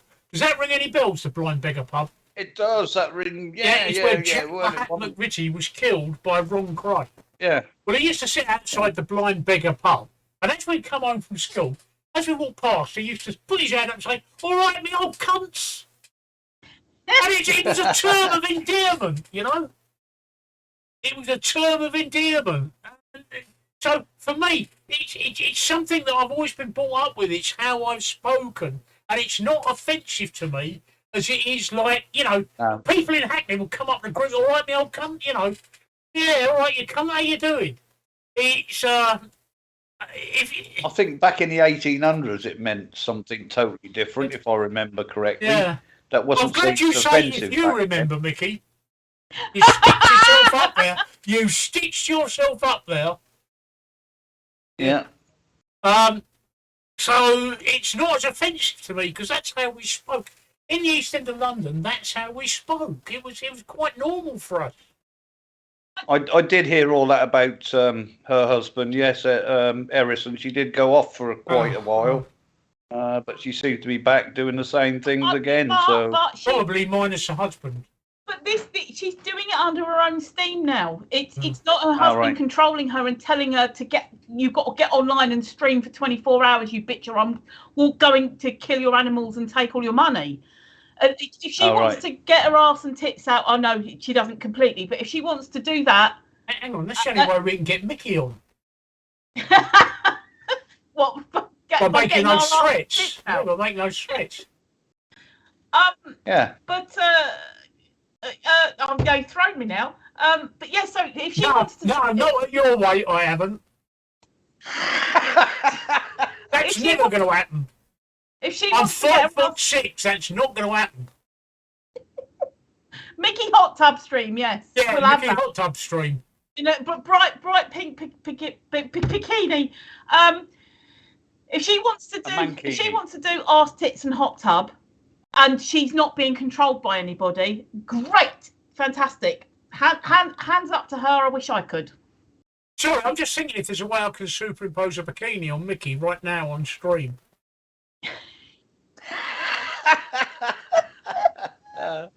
It probably is if I thought about it. Well, if everybody donates to this here channel, I can afford to buy a fucking hot tub and I'll do it. Yeah. So if we buy you a hot tub, you'll go in it in a bikini on stream. Not in a bikini, but in me speedos. Woohoo! See, the budgie smugglers. I've got to see this. That'd be budgie smugglers. I've got to see. Are they yellow? Bright yellow? I haven't got any. Oh, boo. We'll have to get that with the hot tub. I wear like Bermuda short type things. I've got bright blue. I've got bright blue speedos. Ooh. Yeah, but you know, some people can wear speedos and some people can't. I trust you. Trust me. I can't. Trust me. I because can wear speedos. I lack the package to fill it. I can wear speedos, right? You that's how comes that Steve can wear speedos because he hasn't got anything to like. Yeah. Well, I can wear speedos. I can wear speedos. People think I'm a woman. Oh dear. Well, so where were we in our little? We're actually talking about getting found, and that's what you want to be. I mean, in an ideal world, I'd like a BBC or an ITV television producer to come across this stream and think, you know, that Loose Women programme we've got is a bit crap. Let's get these three on instead. Yeah, hold the cunts though. Hey? They'd be saying to us, "Hold the cunts," though. Well, yeah, I'd have to get. Well, trust me, I would hold as many cunts as I could. Yeah. Yeah. But yeah, I mean, that's what I'd like in an ideal world, right? Because I'm damn sure, right, we could ask more probing questions, and I choose my words carefully, than those women on Loose Women could. I'm sure that if I got the Chancellor or the Prime Minister on and gave him a damn good grilling, Mickey would give him a damn good thrashing, and Tracy would give a damn good tongue lashing. You know. Oh dear. Yes. Oh. I mean, in an ideal world. No, we have to just keep going, though. That's the thing. You have to keep going, and you have to keep plugging away. Being out there, being out there on the internet where people are finding you. Oh, and you were saying about YouTube. You were saying about YouTube, Steve. So that you were saying about how that hasn't quite gone to plan yet. Yeah. Because my plan was to release a video a week, but I've been totally unable. It takes a lot. I mean, if you look at my YouTube channels, there's 2 videos. I released a video yesterday, and I released a video today. The one that I released today, I think, was only about 2 minutes long, and the one I released yesterday was about 8 minutes long. Both of those took me over a week each to make. Hell. I'm actually making a video of the build of the Humber that I did, the car that Mickey bought me. I'm actually making a video. What, the bridge? Huh? The bridge? Huh? Bridge. The Humber Bridge? No, the Humber Mark II, you twat. I said the Humber Bridge the other night, and you right. he gave me a tongue lashing. I actually videoed it with 2 cameras, right? 2 cameras, the whole of the build. It's only when I got all the footage imported into Adobe Premiere I realised I had over 35 hours of footage. You call him Woody or Steve? Or Wanker. Yeah, that's why it's Woody's place, because he's the Woody. Although we can't get wood, apparently. Yeah. Eris, my YouTube is very, very eclectic. It's about things that interest me. It hasn't got a theme. So here is the URL. And you'll notice it's a nice URL. There you go. That's my YouTube. Have a look and see. At the moment, the 2 videos that I put up are both tutorials on using Adobe Premiere, which is the program that I use for editing. But like I say, I've got projects on the go, and one of them is because I build scale models, and Mickey bought me a scale model. I've got a video of the build doing. In fact, what I'm going to do in a second is I'm going to start running the video where just here, where I'm pointing to. I'm going to start running the video so that Mickey can look at it. Yeah, Woody, look, that should give you a clue. What, Woody? The reason he's in orange is he's in Tracy's fault. He's on day Tracy's release. fault, yeah. Day release from incarceration, but he still has to wear his uniform. And that's not a pick line in his arm. That's actually his That's his tag. Yeah. That's where he's tagged, but he hides it with a bandage. There we go. But let me try and show you. I'll show you the world premiere. Carry on, Tracy. I will show you the world premiere of your video, Mickey. This is as far as I've got. Now, bear in mind, this is 35 hours of footage that I am condensing down at the moment. And I've still got a lot of work to do, including putting a face cam, which is me narrating it on it.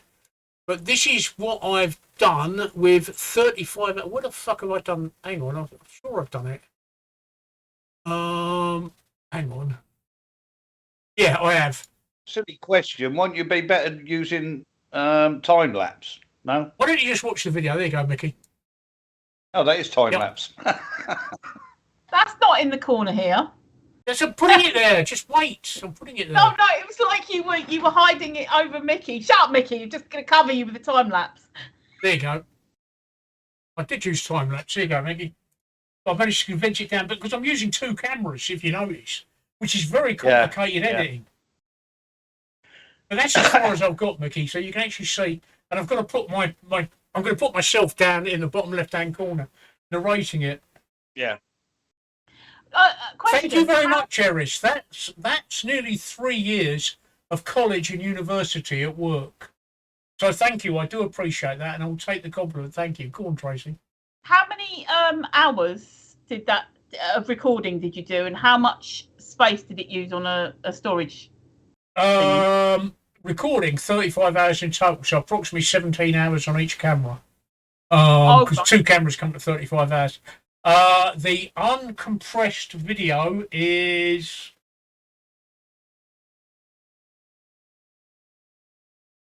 570 gigabytes. Oh, what are you recording it in? In his fucking front room. No, Where do you no, think no. he's recorded it? It's such a big size. I record it. No, I'm saying I record it in 19. I record stuff in It's 1920. HD 1080 by 1920. But that's not what you're asking. You're asking something different. You're talking about encoding methods, which compresses it. No, I don't use compressed video. I record raw video. In a format. No, I don't. No, I'm not talking about compressed. I'm talking about your raw file. Because if I did 35 raw hours, files are 1080p, ultra high def, 1080p. Yeah, if I did 35 hours, that wouldn't be as big. So I don't know. Yeah, that's because you're compressing them into MP4 format. No.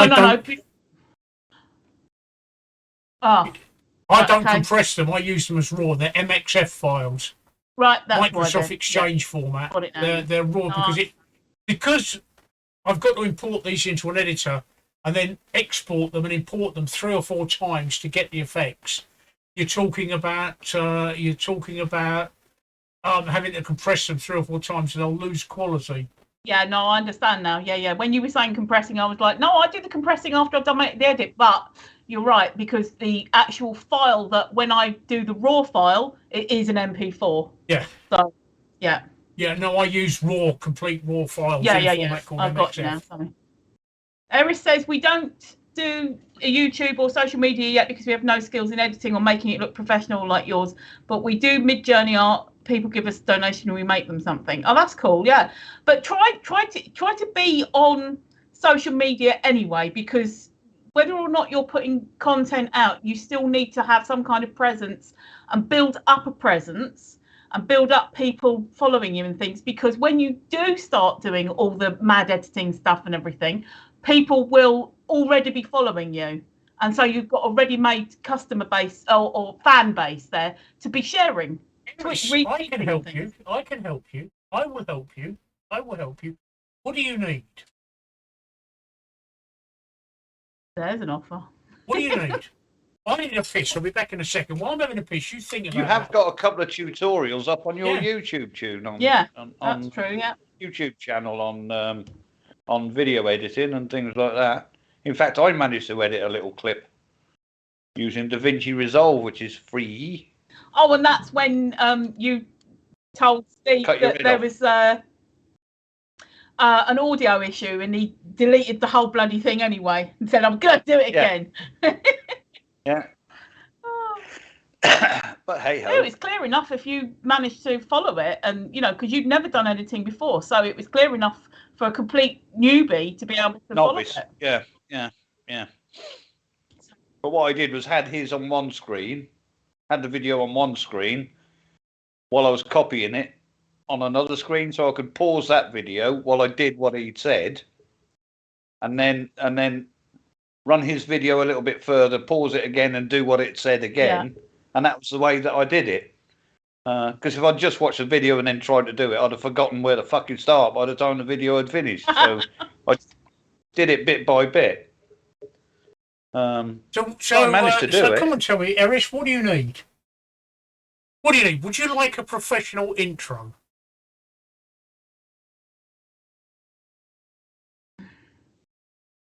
Complete silence, sir.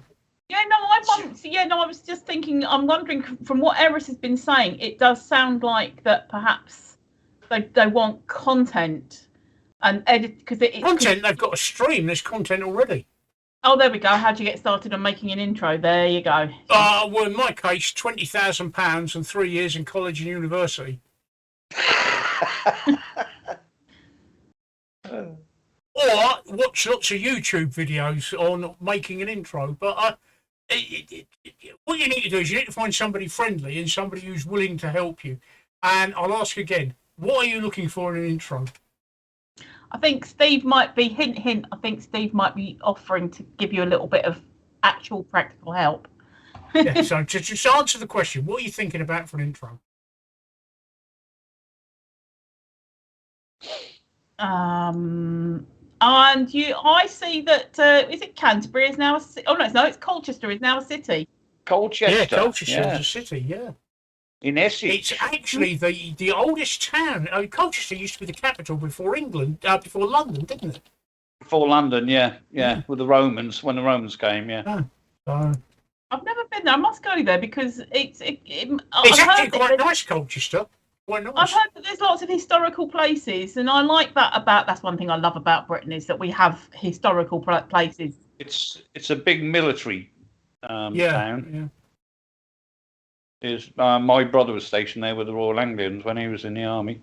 It's nice. Colchester's got a zoo, but it's also very much like Canterbury. It's got city walls. It's a very old city. It is great. It is great. The zoo's great for your kids. Coming back to answering Eris's question, right, Eris? I will tell you how to get started on making an intro, but you need to give me a theme. Tell me what you want an intro about, and I'll tell you how to get started. Go on, Mickey. No, I was just saying that the zoo is quite good to take your kids around. I mean, I've been a couple of times, and I quite like it down there, to be fair. I mean, it's about an hour and a half from me. Probably about the same for you, Steve, about really. an hour and a half, Colchester. Yeah. But a friend that lives up there, Richard. I don't know if you remember him. Richard, he's dead now. Magnum Opus. Yes. I know who you mean. Opus. Yeah. Richard. Yeah. I've forgotten his name. But he died of cancer. A couple of years ago, wasn't I it? went to his funeral and that. But yeah, I used to go up there on a regular basis. So. Lane. Richard Lane. Richard Lane. You remember him, don't you, Tracy? Yeah. No, I remember. I think I remember him from eBay days. I think wasn't he an eBay seller? I think he was a pound seller. Seriously, Eris, hang on a minute, Eris. Give me a theme right now, just off the top of your head. Give me a theme, something you'd like to see an intro about, just a theme. Go on, Mickey. No, I was just saying. Yeah, he used to be a YouTuber. Yeah. Not YouTuber, a fucking eBayer. He was a really nice guy. He was into Commodore Amigas and DJing. Yeah. But yeah, he lived not far from Colchester, so I'd go up there on a regular basis. Well, you go to Colchester, not far away. You got Mersey Island as well, which you can only get to. You can only get to when the tide is low. A bit like Coley Island that you went to, Tracy. Yeah. I've never been to Lindisfarne. That's one of the places I'd like to go to. I recommend it. Absolutely recommend it. I'd love to, because Lindisfarne is an old Viking name, isn't it? I absolutely recommend it. And thinking about wheelchair type of thing, basically what happens is you go over, and then there's a big car park. So you would park there, and it's not particularly hilly. I know it looks like, there's that castle up there on the hill, but actually driving around the little town village thing is pretty much flat. So and they've got places where you can eat in the garden and stuff like this. So if you can get there, honestly, Steve, I totally recommend it. Every time I hear Lindisfarne, I want to start singing. Meet me on the corner when the lights are coming on and I'll be... Sorry. No, it's all right. But and the thing is about that area is actually very beautiful, and there's castles galore and everything like that. So, it's not like, oh, what else do we do? That's Newcastle way, isn't it? Lindisfarne? Yeah, it's Northumberland. Yeah.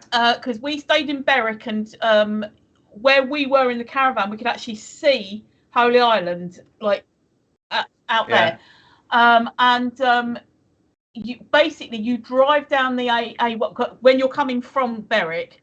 You drive down the A1, and it's a turning on the left somewhere, and it's well signposted and everything.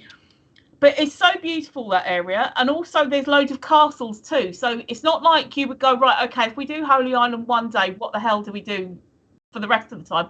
No, you've got castles, you've got beaches. I know it's difficult. Can you get across to Holy Island then? Holy Island, you can drive it. But you have to check the tide times, obviously, because it's underwater and people do get caught out. And So you check the tide times. You can actually stay on Holy Island. There are places to be able to stay there. Yeah, got self catering. Yeah. And Oh, they make mead over there. I'm looking now at their website, the Holy Island of Lindisfarne. I totally recommend it. And the area before you go to the Holy Island is, like I said, is beautiful too. Like I said, it's Northumberland. I think it's a national park, or it's one of those areas of outstanding beauty or something like that. And there's lots of other things to do in the area. Even if you just go for a drive one day and we go, right, okay, we'll go to the beach in front of Bamborough Castle. Can I just interrupt for 1 second? Erish, what you suggest there is actually quite complicated to do and not something I will quickly do off the top of my head. But off the top of my head, I can do something, and I'm just waiting for it to encode right now. Sorry, carry on, Tracy. That's all right. Yeah. So yeah, and also in the area where we near Berwick. That's it, exactly. We stayed in. There's 2 havens near Berwick. There's one which is Berwick, and there's one which is, can't remember what it's called. Haggerston. It's about a mile or 2 back on the A1. So you can go self-catering in one of those caravans. That's the furthest you're going to get before you get to Scotland. Berwick town itself, it's okay. There's a kind of like nice touristy bit that's down by the harbour, and then sort of inland, it's like you wouldn't really want to walk around there at 9 o'clock at night. But it doesn't matter, because that's not what you're there for. You're there to be able to explore the rest of the scenery. And honestly, we were there for 4 nights and we filled every day. So there's loads of things to do in the area, and yeah, I loved it. I would go back. Lindisfarne is quite famous because it was one of the places that was most invaded by the Vikings. Yeah. Because it was one of the first places they come to.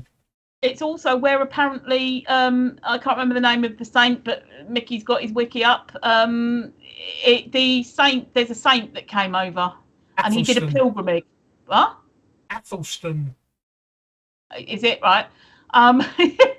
There's he did a pilgrimage there, which is why a lot of people do a pilgrimage of walking across the sands rather than driving across. But they recommend, if you're going to walk across the sands, you go with a guide, because they know where all the like quicksand is and all the mud bits are and the bits that you can get stuck in, and also what time. Saint Aidan. That's it.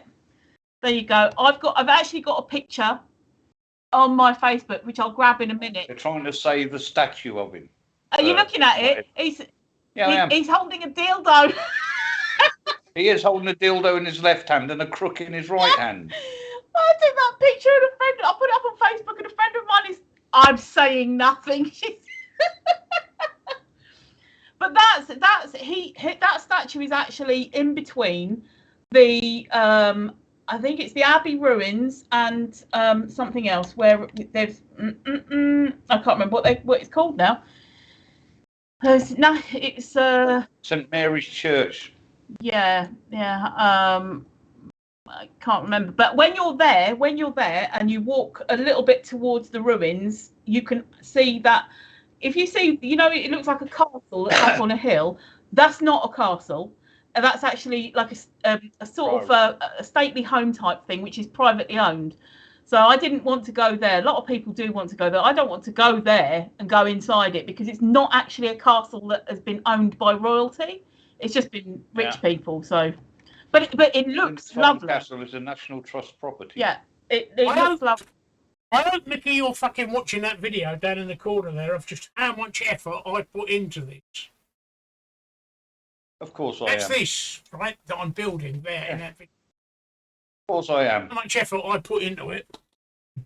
I was watching it alongside Lindisfarne Priory. Priory, yes, Priory. That's it. I had to look it up because I was like, what is that called? Yeah, so it says it's a priory. Yeah. Just reading about the Lindisfarne Castle. Right, it's saying Lindisfarne Castle is managed by the National Trust. It's privately owned. I know that. And it's not actually a castle, if I remember rightly. So I'll have to look. But the priory is like the ruins. or something. And I saw the harbour. It's got a really lovely feel to it. So I'm just going to look up about the castle again. So I remember looking at it, just going, no, I don't want to go in there. It belongs to the National Trust. Yeah.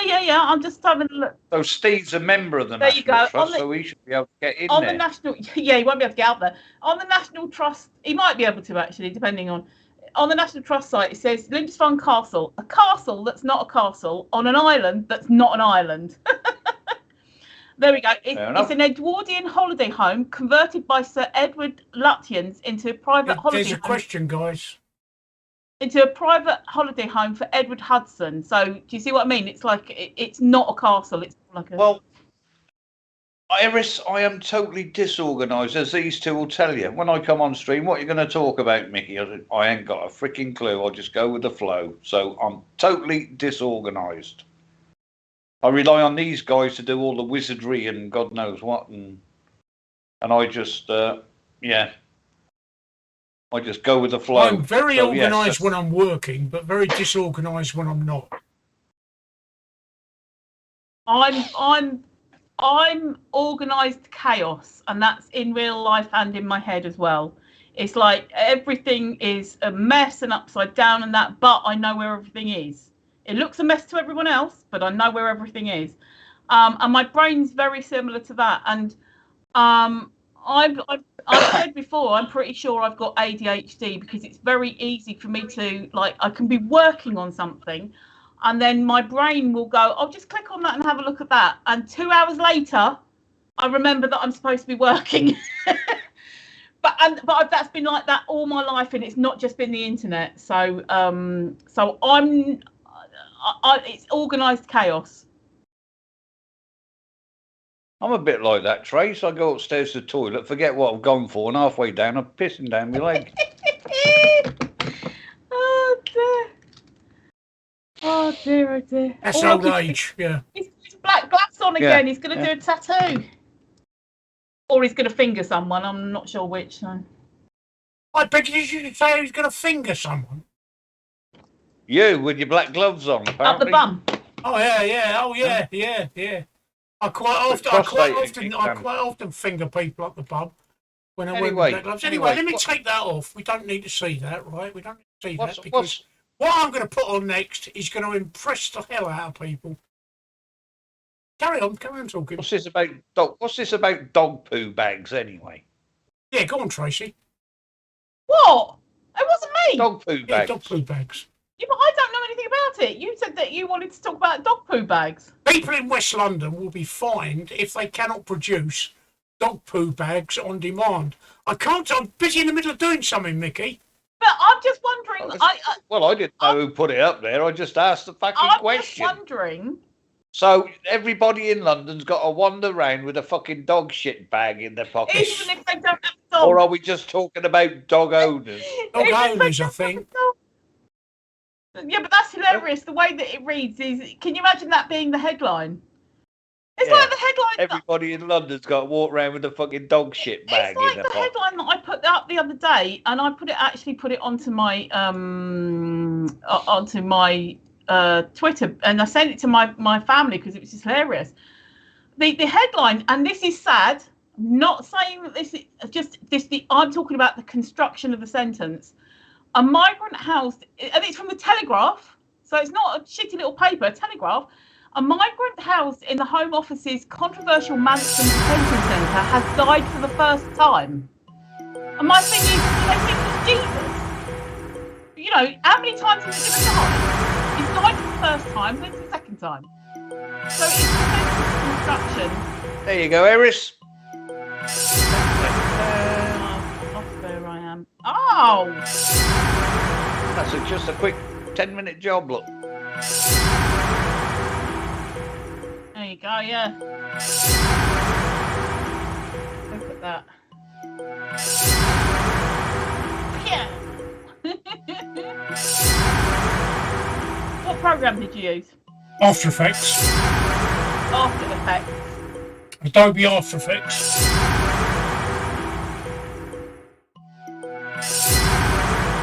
So So are they going to extend this? Everybody's got to back carry a dog bag to the rest of Britain. I don't know. That was just a headline. I didn't actually read the story. Yeah, I think that's. I mean, yeah, obviously, in the dog owner, the sentence construction is hilarious. That if you start to use a dog food bag randomly, if you were asked, yeah. and I hope they do. If they extend it to the rest of And if you don't, they're going to fucking taser you, put you in handcuffs, and drag you up to the fucking Nick for not having a shit bag in your I pocket. haven't got a dog. I haven't got a dog. That doesn't matter.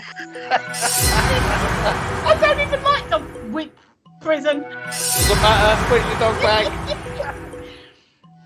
I have to extend it. The only doggy bags I like. If you go into our Discord, I will upload this to our Discord right now, and you can have that on me for free. So I will upload it to my Discord right now. And you get this for free.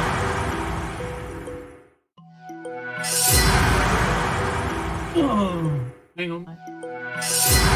I've just popped the Discord in there into the chat. If you want to click on that and then join our Discord, and then you'll get that. Yeah, that's hilarious. Just the thought that You can have that for free.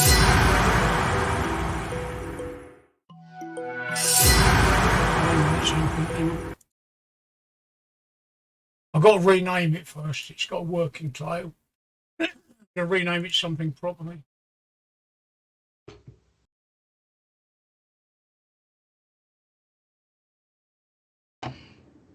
What we're going to look at. I'm just going to see who's done that. Oh, okay.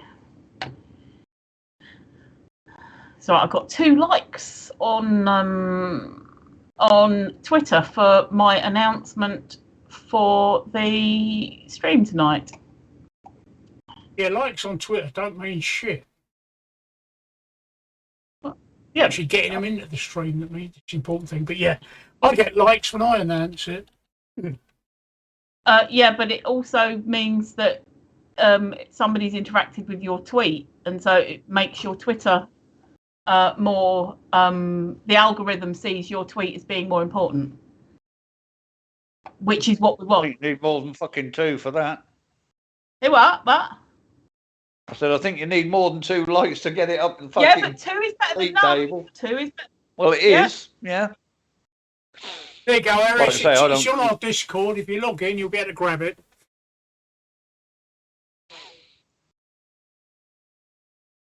It's only 1.8 megabytes, so it's only a small one. You'll be able to grab it. China's zero COVID policy is pushing young people to emigrate abroad. Who's China's? Yeah. All China's major cities are in some form of lockdown, subject to mass testing, school closures, and work from home orders. They're still doing it.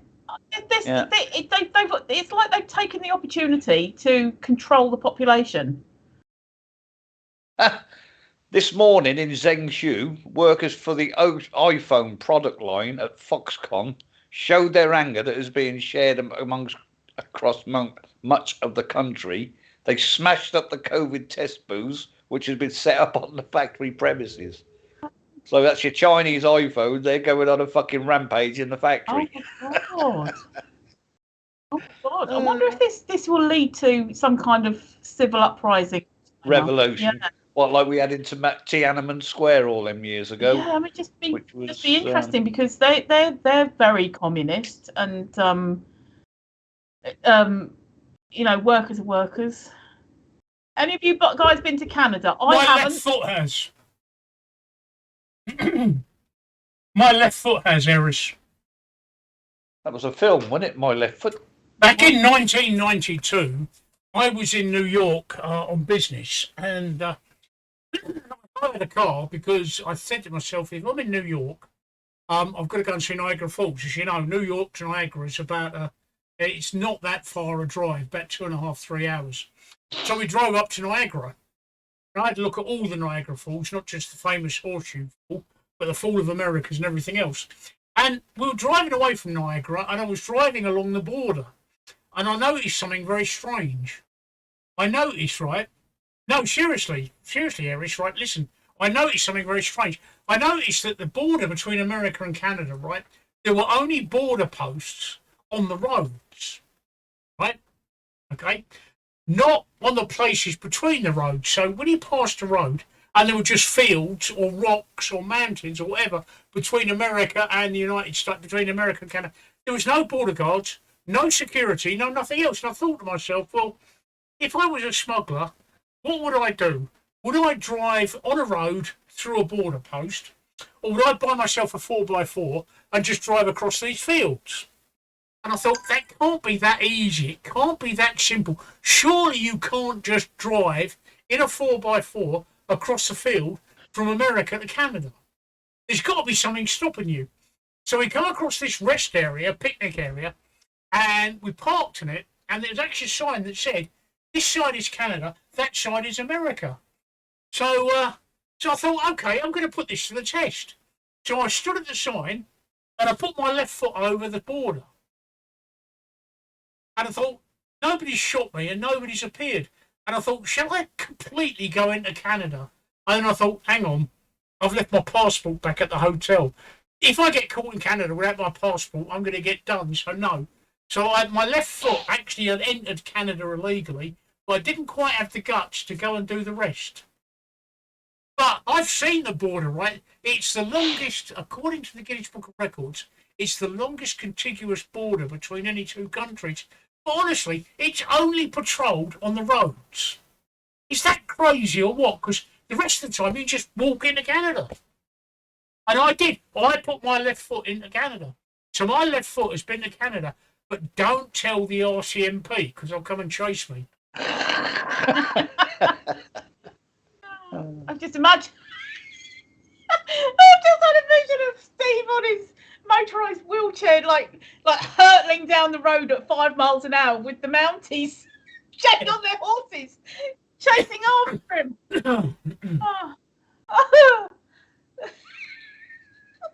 So yeah, my left foot has been to Canada. Oh, dear, oh dear. I've not been to Canada. Did you say if you'd been to Canada, Mickey? No, I've not been to Canada, no. I've not been out of Europe. Yeah, no, I haven't. Well, I have. I've been to Turkey. Is that Europe or is it not? I don't know. It depends which side of the Bosphorus you're on. Yeah, one exactly. side of the Bosphorus is in Europe, the other side of the Bosphorus is in Asia. In Asia, yeah. Well, I was in Marmaris, so I imagine I'm still in fucking Technically, Europe. you're in the continent of Europe, but not in the EU. Yeah. So, yeah. So, no, I haven't been out of Europe. Well, I've been to Tunisia, I suppose, which is Africa, isn't it? Oh, there you go. Yeah, it is, yeah. You're out of Europe. Yeah, you've been out of Europe. Yeah, I have, yeah. Been to Tunisia, Did so I've you been say out of that that. you've been to the Canaries, or am I mixing that up with Steve? No, I've been to Canaries, That's not in but Europe that's still... either.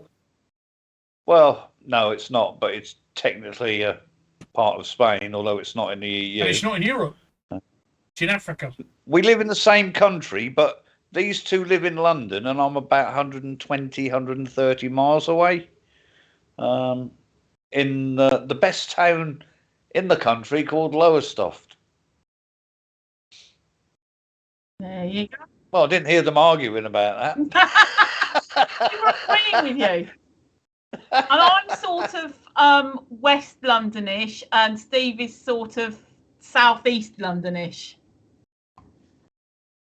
So we're not sort of like right together. We're not neighbours. Yeah. About 7 miles, didn't we work it out before, Steve? I can't remember. It's you is 7 miles. So what? Mickey is 132. Yeah. So we're about 145 to you. Yeah. How long would it take to drive across London? About 3 days. About a week. 3 hours. About a week. About 3 hours. Seriously, Eris, when I go to the south coast, which is about, let's say it's about 60, 70 miles. I think it's about 60 miles actually. It takes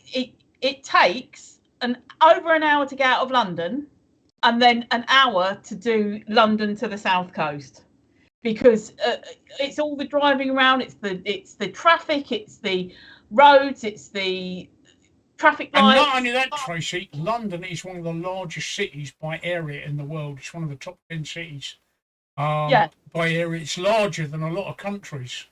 Yeah, but if you think, like, if I could go from my place to the outskirts of London, like as a straight road, it would be so much quicker than having to like do all the weavy round this bit and everything like that, and then we're on the A21. So I can't even. What would you reckon, Steve? If you were in your car and you started at the edge of London and went to the other edge of London, how long would it take you? 3.5, 4 hours. 3.5 to 4 hours. There you go, Eris. And I can drive from here to London in 2.5. Yeah, see, that's what I'm saying. Yeah, which is 120 odd miles. That's what I'm saying. It's the bit of getting out of London, mind you. When we went on the A1 and also this time when we went on the A4 then M4, that bit, going slightly northwest, was actually easier because like 1 minute it was we're in Hammersmith, and then it was we're on the M4 or we're on the A1. It was not Hammersmith, not for the A1, but you know what I mean. I'm just saying it's it was relatively quicker than heading south. So I was quite surprised at that. To cross all of Canada takes 3 weeks without taking any breaks. I think it would be cool to live in a smallish country like England. It is cool. I'll tell you how small England is, right? Lake Superior is larger than England. Lake Huron is larger than England. Lake Erie is larger than England. Yeah. That's how small England is. All of the Great Lakes, each one of the Great Lakes is larger than England. One of the things I love about England, Britain as a whole, let's say, is that it's so the landscape is so diverse. You wouldn't come to England and be able to, or Britain, and be able to say it's all flat, and you wouldn't be able to say it's all hill. It is round here. Yeah, but it's round where you are. But then you go to like Yorkshire, the Yorkshire Dales or whatever, and it's all like hilly. And then you go to North Wales and it's mountainous, and then you go to Dungeness and it's absolutely flat and shingle, and it's just. Where'd you go to the desert? What? Dungeness is the desert. Where'd you go to the desert? If you're talking about a cultural desert, anywhere past Watford. I missed what you said, Mickey. Sorry. I said, you're telling us all about these hills and flat places. I said, where do you go to the desert? Dungeness. Dungeness. Which is the southeast corner, the furthest, most southeast. Talking about Dungeness, it's got fuck all to do with the Dungeness you're talking about, but there is a power station at Dungeness. I don't know if it's down that one. That's the one. But they've actually given the go-ahead for Sizewell C to be built just down the road from us, which is another nuclear power station. Are people happy about that in your area? Because it does mean jobs. Well, the people who live in the nearest village, town, whatever you like to call it, no. Mm. But the rest of the county, yes, because it brings several hundreds, maybe thousands of jobs. Yeah. It's not just in the building. No, actually running. But the actual... people, suppliers, you know, are supplying stuff to them. I think it's a good thing because, well, the power from this, with the way things are going on with Russia and all that shit and the shortage of power that we've got now, that one power station will power the whole of East Anglia. Mm. You know, so, I mean, I've always been a great advocate for nuclear power. Me too. Nuclear energy. We've come a long way from when the first ones were built, and they're not half as dirty as people say now. Mm. But that'll be the third one on the same site, and they're keeping them in the same area, so they're not dotted about the countryside. And so if you do have a bit of a problem, then you know. Yeah. But yeah, I'm all for it, and I'm glad that they're going to build it. Like I say, the locals aren't. Mm. And do you know what the biggest moan is? It isn't the fact that it's a fucking power station. It's the traffic. Oh.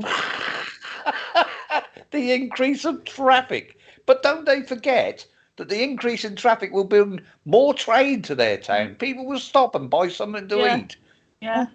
People will, but oh, I can't wait to get out of it, Eris. Fuck me. Oh no, England. Just bring your Wellington boots and your umbrella, and you'll be all right. Even in the frickin' summer. Hey, I make Eris. I've driven all over the world. And I can make the adjustment from driving left to right, just like that. It is the easiest thing in the world. I'm sure you can do it. It's very simple. As long as your steering wheel is pointing to the centre of the road, you can't get it wrong. Oh. As long as your steering wheel is on the same side as the centre of the road, you can't get it wrong. That's the golden rule. It is dead easy to do. Yeah. What do you mean, yeah? You don't drive. You've never driven abroad. You've never been abroad, and you don't drive. So what do you mean, yeah? Oh. What do you mean, yeah? I'm just agreeing with you I'm just agreeing with you that as long as your steering wheel is Hey, Mickey. centre of the road. All right, no then. No. No. Honestly, Eris, it is the easiest thing in the world to do. And I can make the adjustment without even thinking about it now. Just got to remember, when you come over here, get into what you think is the passenger side. I sit there going, where's the fucking and then wheel? You'll find the steering wheel then. The biggest problem I have, right, when I switch from right to left-hand drive is I bang the knuckles on the left-hand side of my left-hand knuckles are a nightmare because I keep going to reach the seatbelt and smacking it against the door. Yeah. That's my biggest problem. I think I could do everything except that. I keep forgetting. When I go to get out of the car, I go to release my seatbelt and I smack my knuckles against the door and think, fuck no, the seatbelt's on this side. Other than that, yeah, I make the adjustment like that. Yeah, it's easy. It is easy. It really is easy. Well, I mean, I spent 5 years in Germany for a start, so I only driving on the right for 5 years. So yeah, it's very easy. And every time I go to Greece, we always hire a car. We only have one for 3 or 4 days, but that's enough to see the whole island. Once you've got over that initial, I think what it is a psychological block, isn't it, Mickey? Yeah. The only thing that still catches me out when we're driving in Greece is on a roundabout. If you're on the roundabout and somebody wants to pull onto that roundabout, you have to stop and let them out. If you're on the roundabout, not like here that if you're on the roundabout you have priority. It's quite the opposite. People joining the roundabout have priority. So if somebody's waiting to pull out of the junction, you have to stop on that roundabout to let them out. Which I still get caught out from now and again. I've had a couple of close calls with coaches and lorries and things, but yeah. So fuck me, you wouldn't know what to do with a roundabout in Canada, would you? They call them traffic circles in Canada, Mickey. Yeah. Huh? They'd be all right on the Magic Roundabout in Swindon, wouldn't they? I think it's Swindon, isn't it? The Magic Swindon, Roundabout. Yeah. Fucking hell.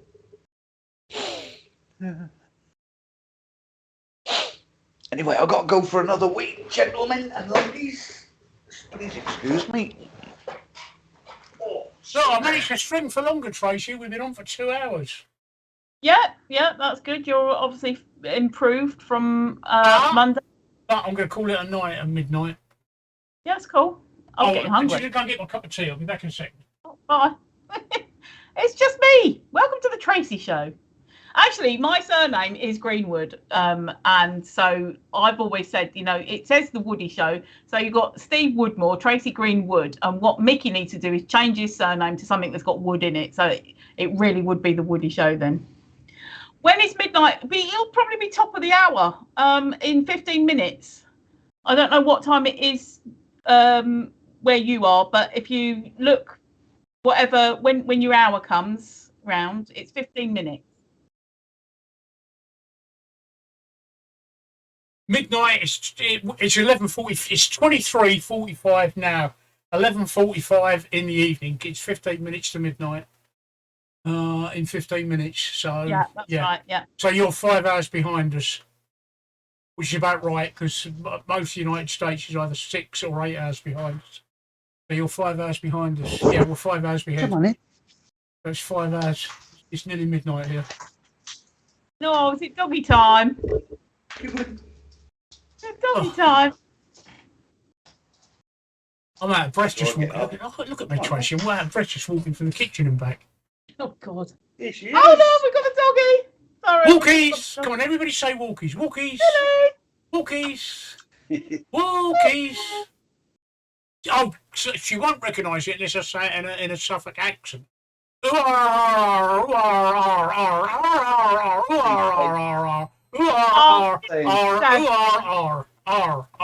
they say the There you go. Look, she knew that, didn't she, Mickey? Yeah. I want another rich tea biscuit, Daddy. She had one not so long back. We be down the top meadow.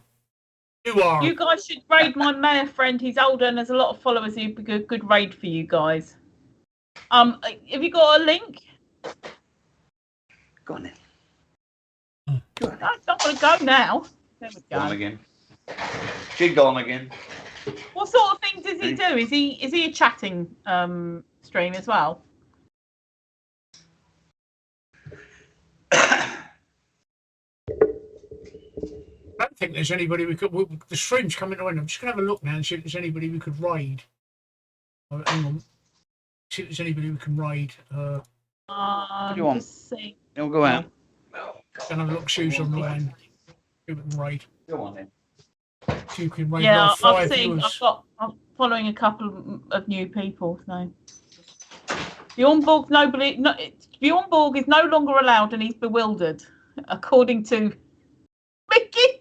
When he's not even. None of the people I follow is online, Tracy. So there's nobody up and raid. I got 3 people, but one of them is playing. Is a gamer, but he was quite interactive. And there's another game going on here. He was very interactive in Mark's stream the other night. All right, we'll raid him. Give us his channel name. Oh, I go. Spell it for me. Yeah, hold on. I'll put it in the thingy.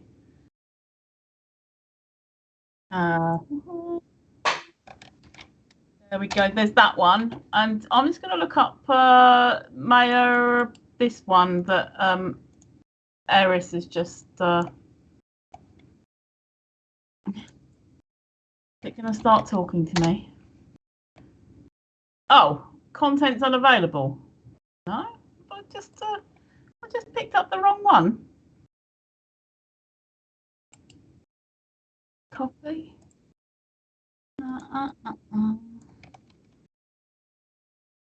Oh, there we go. All right, here you go. And this was the one that this is the one that Eris was just talking about. If anybody wants to pick that up and follow, I'll give him a follow now, just because I'll have to watch when I get off of this. Follow. Yeah, I've got him. We'll raid him when we finish. We've still got 10 minutes to go, so we'll stay on the end, but then I'll raid him. Who are we raiding? Mayor Albert. Oh, right. Yeah. Yeah. Give a raid. Cool. There we go. Oh, that's good. That's nice. Yeah, we'll raid him. So I'll give him a bit of a lurk when we raid, because then I'll see what he's all about and what he's chatting about. I do like that. No, sorry, I was going to go on. I'm getting a walk. Oh, just God, kisses! Oh, Daddy's got good kisses all over his face tonight. Either that, or you're nice and salty for her.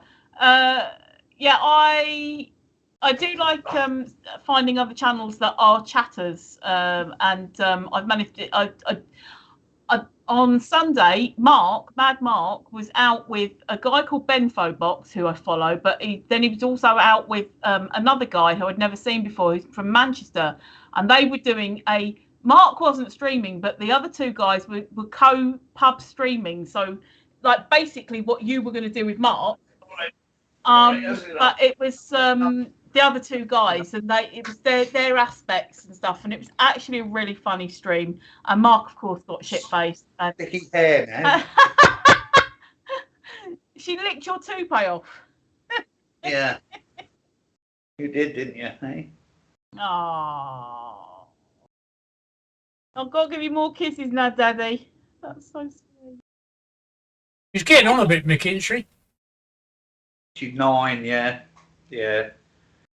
I expect we'll probably have her another maybe 3 to 5 years. What is she?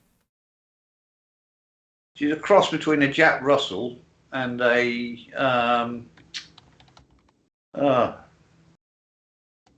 that's some fucking terrier. I can't remember what she is now. But she was one of my sisters.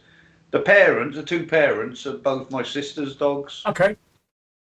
What the hell was the other one? Not a Yorkie. But her dad was a Jack Russell. Yeah, it is Millie, yeah. It's Millie. Is it Millie? It's my Millie. Millie. Millie. Who's that? Millie. Who is it? Millie. Oh, hello. Hello, Millie. Oh. She can't understand where it comes. Same when people are on the phone Millie. talking to her, you know. Millie. Millie. She's looking around for where the voice is coming from. Who's that saying your name? Millie. The people- Want to go walkies? Want to go walkies, Millie? Want to go walkies? Walkies. No, you don't, do you? Not at this time of night. Walkies. No, you don't. Kisses from Daddy and a rich tea biscuit. Hey, she's had it. Do you want the number? She's had More it. kisses, more rich tea biscuits. No, she can't have any more. Strict diet, aren't you, dog? You get one a day. Right, you won't go down, do you? Go on in. You had enough now. You had enough now, yeah? Bless her. Oh, she's off to work. Well, that's a good trick to teach a cat. My cat, my late cat, we used to be able to play fetch. I used to throw things for him and he'd run for it and then bring them back to me, ready for me to throw again. He'd literally bring it back and drop it on the floor and wait for me to pick it up and throw it. Obviously, it had to be something that he could get in his mouth, so no shiny balls or anything like that, but anything that he could pick up. He loved lollipop sticks and oh God, what was the other thing that there was little offcuts of lino. He loved. If you throw anything from her for her, she'll just look at you and say, "You don't think I'm gonna fucking get that, do you?" Get it yourself. Yeah, exactly that. So you end up walking halfway across the garden to throw it back just to pick it up again. So no. Oh. You think I'm stupid? Sorry, Mickey, was that a vote? Was that a poll? Yeah, it was. Yeah, can we please have a vote? Am I stupid? Yes. Yes. Only joking. Right, shall we raid this guy then? Yeah. Okay, doke. Who, what, where, when?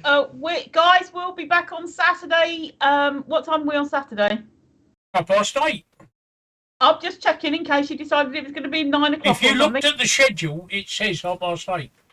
Yep. Not 8:30. I need to say 9 o'clock then. 8:30. Same place. Same Saturday. time, same channel, blah, blah, blah. Stay safe. Keep your family safe. See you Saturday. Bye-bye.